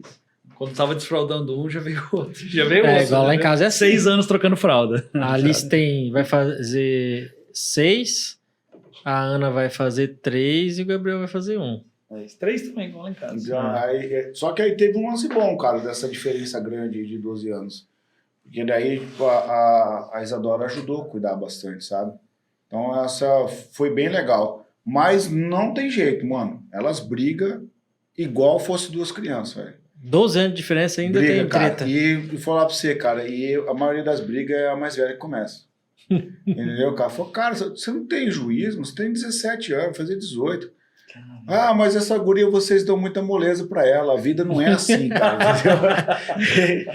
E aí o que acontece? É esse choque cultural, né, cara, entendeu? Então, eu falo assim, por que a gente traz isso aqui pra mesa, cara? Porque por trás de todo alguém que tem um sucesso, e a gente acredita que você seja uma pessoa de sucesso pelo seu trabalho que você faz, eu já disse até isso pra você, que às vezes as pessoas não têm noção. Às vezes, quantas vezes eu passei teu carro, tava lá de domingo lá, mano.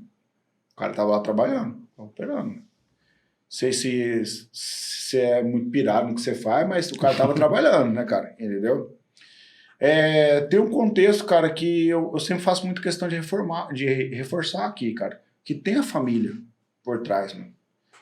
Eu acho que isso dá um gás a mais para trabalhar, não dá, cara? Não, com certeza. Você tem que ter o seu planejamento, você tem algumas batalhas que você precisa escolher qual que você vai querer entrar, né? Então você tem que contar sempre com o apoio da família. Quando você está trabalhando em excesso, em um período da sua vida, você precisa dar um gás a mais de trabalho. Você precisa todo o suporte atrás, né? Porque se você não tem uma compreensão da sua família, é um pouco complicado. Porque você acaba abrindo mão, né? E o tempo é o seu maior patrimônio. Porque o tempo do seu filho, assim, não vai voltar. Aquele tempo que você abre no domingo, de noite. Então, você tem que sempre buscar o equilíbrio. Tem períodos que você vai trabalhar mais, tem períodos que você vai recuar. E sempre buscar esse equilíbrio, né? Então, tem períodos, sim, que você dá um gás a mais ali, mas você sabe que você tem a sua base ali por trás também, né? Você que tem... E você que recebe um monte de pergunta na internet, você já recebeu alguma pergunta do teu menino que deixou você... Putz, como é que eu vou responder isso agora? Do seu filho. Do seu filho. Ele perguntar pra você, tipo, uma pergunta assim que... Rapaz, como é que eu vou responder isso aqui agora, cara? Pra ele, velho. Meu Deus do céu. Não, tem várias perguntas embaraçosas, né, tem cara? várias situações, né? O filho te coloca em várias situações, né? Mas, assim, tô tentando lembrar... Um pouco difícil lembrar agora de imediato, tipo, mas... Perguntar, né? Pai, o que é isso aqui, cara? Vocês viram, o Lucas perguntou, pai, o que é gíria? Gíria? Responde aí. Uai, gíria é um dialeto, você... é um dialeto, é um jeito de se comunicar, entendeu? Cada bairro tem sua gíria, O nível deles é esse, né? cada classe tem isso, cara. Não, mas eu falo assim, tem pergunta embaraçosa. Por exemplo, eu recebi uma pergunta da Isadora, ela tinha 4 anos, ela falou, pai, como é que eu vou acreditar em Deus se eu nunca vi Deus? Não consegue explicar para uma criança, cara. 4 anos de idade, como que você vai... Falei, putz, cara. Pô, eu não tinha maturidade para responder aquela pergunta, cara. Dentro de mim eu pensava assim, meu Deus, me ajuda, né, cara? Agora, né? Aí, na hora eu tive um insight. Assim, eu acredito que foi o Espírito Santo que me ajudou, cara. A gente não tinha ar-condicionado, né? Daí o vento do ventilador tava soprando. Daí eu sempre tive o hábito de ler a Bíblia para as minhas filhas. Até hoje eu leio. Pra Isadora não, que ela já sabe ler faz tempo, né? Mas pra pequenininha eu conto história praticamente todos os dias. E daí eu disse pra ela assim, falei, filha, observa o ventilador. Ela observou o ventilador. Você tá sentindo o vento pegar em você? Eu tô, pai, sentindo o vento. Então Deus é dessa forma. A gente não pode ver ele porque ele é muito santo, ele é muito poderoso. A gente não pode ver ele, mas a gente pode sentir ele. Ah, papai, né? Então para você sentir ele, você precisa acreditar, precisa ter fé. Que ele é um Deus bondoso, que ele é um Deus maravilhoso, que ele é um Deus abençoador. Ah, então tá bom, pai. Então, essas perguntas que a criança faz pra gente, quando a gente tá nesse lugar de pai, que você tem que dar uma resposta pra ele, ou pra ela. Você não pode, tipo assim, o teu filho, você não vai falar não sei, se vira, vai perguntar pro Google, né? Porque ele tem a gente como referência, cara. Exato. E assim, eles têm várias sacadas, meu menino mais velho, assim, tem uma memória muito boa. Então ele acaba lembrando de várias situações que passou com ele, assim, e é impressionante o valor que ele dá, o tempo de qualidade com você. Às vezes você bateu uma bola com ele 15 minutinhos, rapidinho, ele vai lembrar disso semana toda, às vezes lembra o mês todo, lembra lá atrás, aquele dia que a gente fez tal coisa. Então isso também te dá um gás de ser sempre o melhor, né? Sempre o melhor, de poder fazer um pouco mais sempre, porque eles estão ali...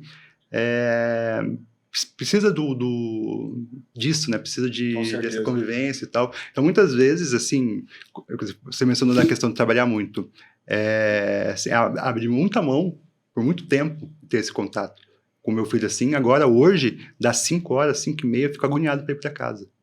Então, acho que são períodos da sua vida que você tem que abrir mão de alguma coisa, com certeza.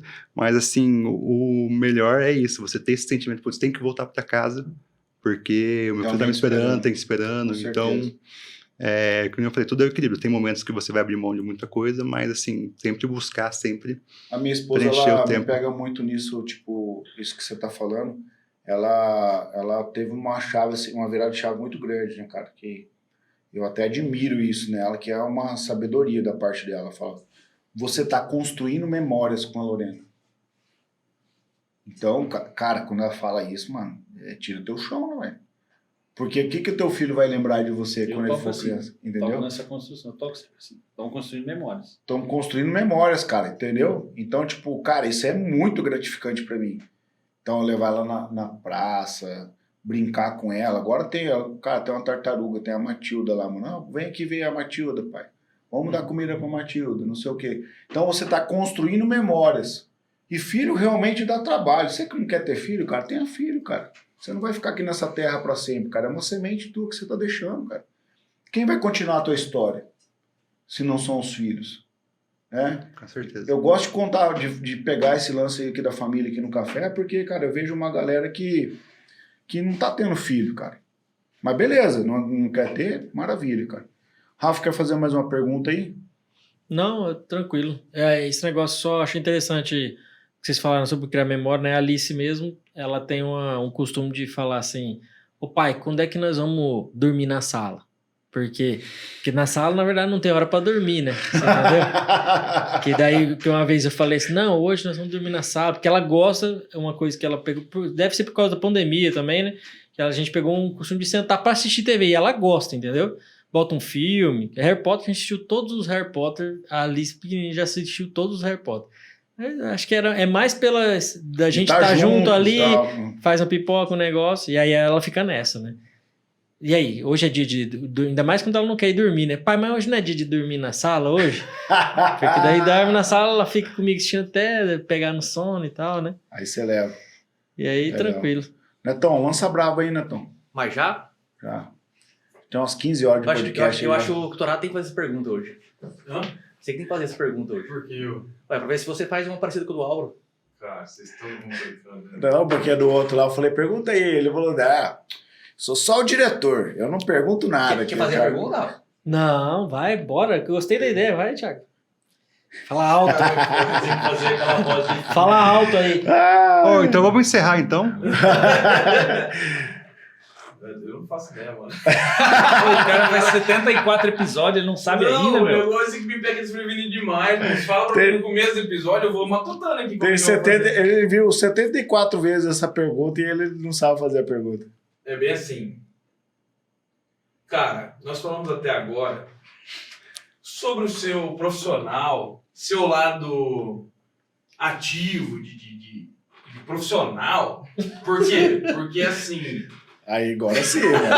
Agora sim. Agora sim. Se ele vai pedir dinheiro emprestado, cara, só pode. Não, porque Tá é o rolando. seguinte, a importância que o café, acredito que o propósito do café seja a gente mudar nem que seja uma vida por cada episódio que a gente produz. E isso às vezes vem muito do pessoal da pessoa. O pessoal da pessoa fica estranho. Não vai sair nada da minha voz.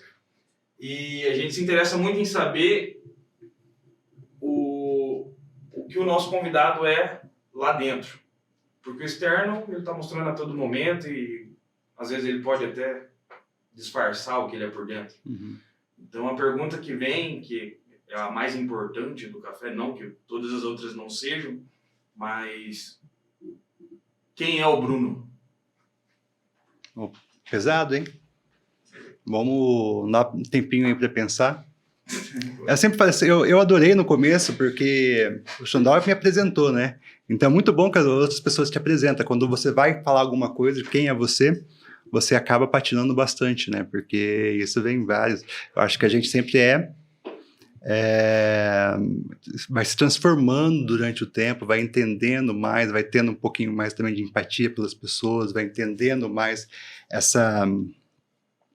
o que está acontecendo com cada um para poder estar levando o seu melhor, né? Então, o que eu aprendi muito nesses últimos tempos, assim, foi se comunicar melhor com a pessoa, entender as necessidades das pessoas para poder ser um pouquinho mais assertivo, ter um pouquinho mais de empatia com as pessoas. Então, hoje, assim, o que eu tento sempre levar é isso, entender que cada pessoa tem uma vida, cada pessoa teve suas dificuldades, seus problemas, cada pessoa reagiu de uma forma.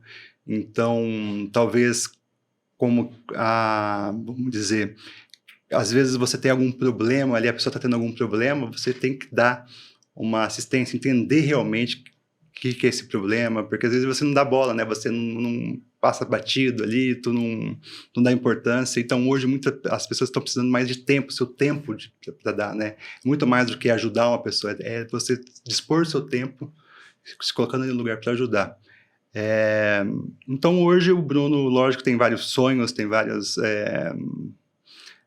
desejos ali, mas, assim, o que fica muito é essa vontade mesmo de ajudar as pessoas, de poder levar minha mensagem para transformar. Eu tenho um sonho muito mais, assim, de poder transformar as pessoas na vida financeira, porque eu sei que você resolvendo alguns problemas ali, você vai te dar um futuro muito melhor para as pessoas, né? Entender que cada pessoa tem uma vida para trás, que teve os problemas, e tentar levar a sua mensagem de uma forma mais clara para esse tipo de pessoa, né? Tentar entendendo, meio que você vai... Como eu posso falar? Você vai meio que rodeando a pessoa, você vai entendendo por que levou ela a ter aquele tipo de atitude, caiu num golpe, uma pirâmide financeira, por exemplo. Não, a pessoa é boa. Não é bem assim, cara. Não é bem assim. Você não entende o que ela passou para cair não é simplesmente que ela foi gananciosa. Não, ela acreditou, ela tem... E poder estar ajudando, assim, tentando transformar as pessoas através do conhecimento, assim, né? Então, é até difícil falar mas, assim, eu tento ajudar ao máximo as pessoas em relação a isso. Enfim, mas tem muita coisa ainda para melhorar, né? A gente é muito egoísmo, que eu vejo, assim, a transformação do egoísmo para esse lado, mais de doar o seu tempo. A gente é muito egoísta por si só, né? A gente está muito corrido, às vezes, com a vida, a gente se importa muito com algumas coisas, e quando a pessoa chega uma pessoa precisando de uma ajuda, às vezes do seu tempo você dá dinheiro, né? Você não dá dinheiro, não dá o seu tempo, porque às vezes às vezes a pessoa te trata mal e você tratar a pessoa bem é muito difícil, né? Tá com amor. Então, acho que é isso. Acho que ficou longa, ficou meio... mas é a sua resposta, pô, entendeu? Ficou meio longo, meio esquisita a resposta aí, não sei se era isso que vocês queriam escutar. Se veio do fundo é o que a gente precisava. Então, assim, concluindo, é uma pessoa em transformação, sempre transformação, e com uma visão totalmente, que ele falou, o que mudou como pai? Muda muita coisa como pai, né? Então, é outra vida, né? Uma vida que você abre mão de muita coisa, mas que é muito prazeroso você abrir mão, né? Não é uma questão de, é um peso, não é um fardo, é uma leveza que te traz na vida, e você começa a entender muita coisa, começa a fazer sentido. Então, eu acho que é isso. Beleza, cara, maravilha. Rafa, o que você achou aí, que dá suas considerações finais aí do EP? Cara, gostei demais. Eu aprendi muito, né? Porque eu fui enganado hoje aqui. Então eu acredito que eu tô saindo ganhando. Os últimos serão os primeiros, porque eu fui o que mais aprendi, visto que era o que menos sabia. Então, achei muito bacana. Aprendi demais. Achei muito interessante. Acho que realmente é uma opção para quem... Igual ele disse, né, quer uma estabilidade financeira no futuro, né, você ter aí uns dividendos, uma coisa boa, e pô, bacana demais também conversar com o Bruno aí, a gente já tinha trocado algumas ideias, mas muito pouco, né, apesar de ser da mesma igreja aí, a gente tem que tirar mais tempo aí para trocar ideia, bom demais. Osmar Neto. Eu acho que hoje aconteceu. investi R$100 aqui e em 2 horas eu fiquei rico. Fiquei rico, tive dividendos, proventos, tive juros compostos, tudo aqui em 2 horas. Cara, o seu conteúdo foi top demais. Ajudaria mais fazer uns 3, 4 podcasts aí, focado, técnico. Mas a gente sabe que às vezes o pessoal que tá ouvindo não tem toda essa capacidade, nem nós, né? Eu também sou leigo, igual a Rafa falou, também não entendo muito. E, cara, eu fiquei impressionado com a forma que você passou, com a sinceridade, totalmente do que a gente é acostumado a ver na internet mesmo, que é de onde a gente tira nossos conceitos, né? Parabéns pela sua história. E só faltou a gente ter explorado o seu lado pessoal um pouquinho mais, mas pelo tempo que a gente gastou aqui, da próxima vez a gente faz. Obrigado. Combinado. Alex Bom, eu Moloto. sou sempre suspeito para falar, porque eu adoro estar com vocês. Seja aqui, seja tomando café quando me chamam, né? Seja comendo churrasco quando me chamam, né? Então, eu adoro a companhia de vocês. Acho que esse é um fórum muito privilegiado e o Bruno matou a pau. A história de vida, a maneira com que você trata esse assunto que, como eu disse lá no começo, lida com uma parte muito sensível das pessoas, que é as duas, né? Você falou a ganância e o medo. E você trouxe aqui uma mensagem muito realista, muito profissional. Então, parabéns, Bruno. Como o Neto falou, a gente não vê isso na internet, cara. Não vê. Se digita lá no YouTube, aparece 200 mil caras de Porsche ou Lamborghini dizendo fique rico, arrasta pro lado. Então, obrigado. Né? Tenho certeza que quem ouvir, quem assistiu o episódio, vai entender melhor, vai se conhecer melhor e vai tomar uma decisão melhor para sua vida. Bruno, foi um privilégio estar com você hoje, cara. Obrigado. Bruno, cara, é o seguinte, eu achei muito legal quando você ganhou dinheiro na bolsa, comprou as rodas lá do carro. Isso mostra o quê? Que, cara, ninguém nasce sabendo, cara. Ninguém sabe tudo e a gente sempre pode aprender, cara. Espero que você tenha aprendido com a gente também, de alguma forma. Foi um privilégio ter você aqui, conhecer um pouco mais da sua pessoa, saber que, né, a primeira vez que a gente tem a oportunidade de ter alguém no mercado financeiro de verdade, né, cara? Porque a gente só vê na internet. E a gente está de frente com um cara que tem os seus valores, tem os seus princípios, faz agora, depois da paternidade, uma boa gestão do tempo, sabe que a gente não pode trazer ele de volta, passou, né? E é o Bruno que tem sonho, o Bruno que sente fome, o Bruno que tem lá as crianças que vai no meio da cama. Então é o Bruno de verdade, cara, que é o que a gente não vê na internet. Eu achei muito bacana isso, cara. Parabéns, muito obrigado por estar aqui com a gente, ter dado o seu tempo aqui. E, cara, eu acho que, assim, um conteúdo muito enriquecedor. Mesmo para quem não sabe, não entende nada do mercado financeiro, não quer dizer que eu saiba tudo, né? Mas foi bem simples, bem descomplicado. E aí, o que você achou do app? Cara, gostei demais, superou totalmente as expectativas, né? Porque a gente tem uma apreensão, putz, eu vou ficar ali na mesa 2, 3 horas conversando talvez com o pessoal, mas acho que fluiu muito gostoso, até agradeço todas as palavras aí de vocês. Mas é isso, quem já teve uma experiência ruim com o mercado financeiro, repense um pouquinho, talvez um insight ou 2 insights aqui, para voltar a investir, né, voltar a formar uma solidez buscar o futuro ali no mercado financeiro. Quem ainda não investe, que procure saber mais com paciência, não precisa ser para ontem, eu acho que tudo tem seu tempo, né? Se você ainda não investe, eu acho que pode fazer com tranquilidade, que o mercado financeiro sempre vai estar lá, né? Não tem essa de oportunidade, não tem essa de a grande sacada, não tem isso, né? No mercado financeiro é para todo mundo. E obrigado pelo espaço, né? O tempo de falar com isso, demais, muito legal poder estar passando essa mensagem. Eu espero que o pessoal tenha gostado aí do tema. Beleza, o que o nosso convidado merece, galera? Salve. Valeu, galera, segue a gente aí nas redes sociais, Instagram, YouTube, todas as redes sociais nós estamos aí, não esquece de doar aqui. Valeu, um abraço, até mais. Valeu. Valeu.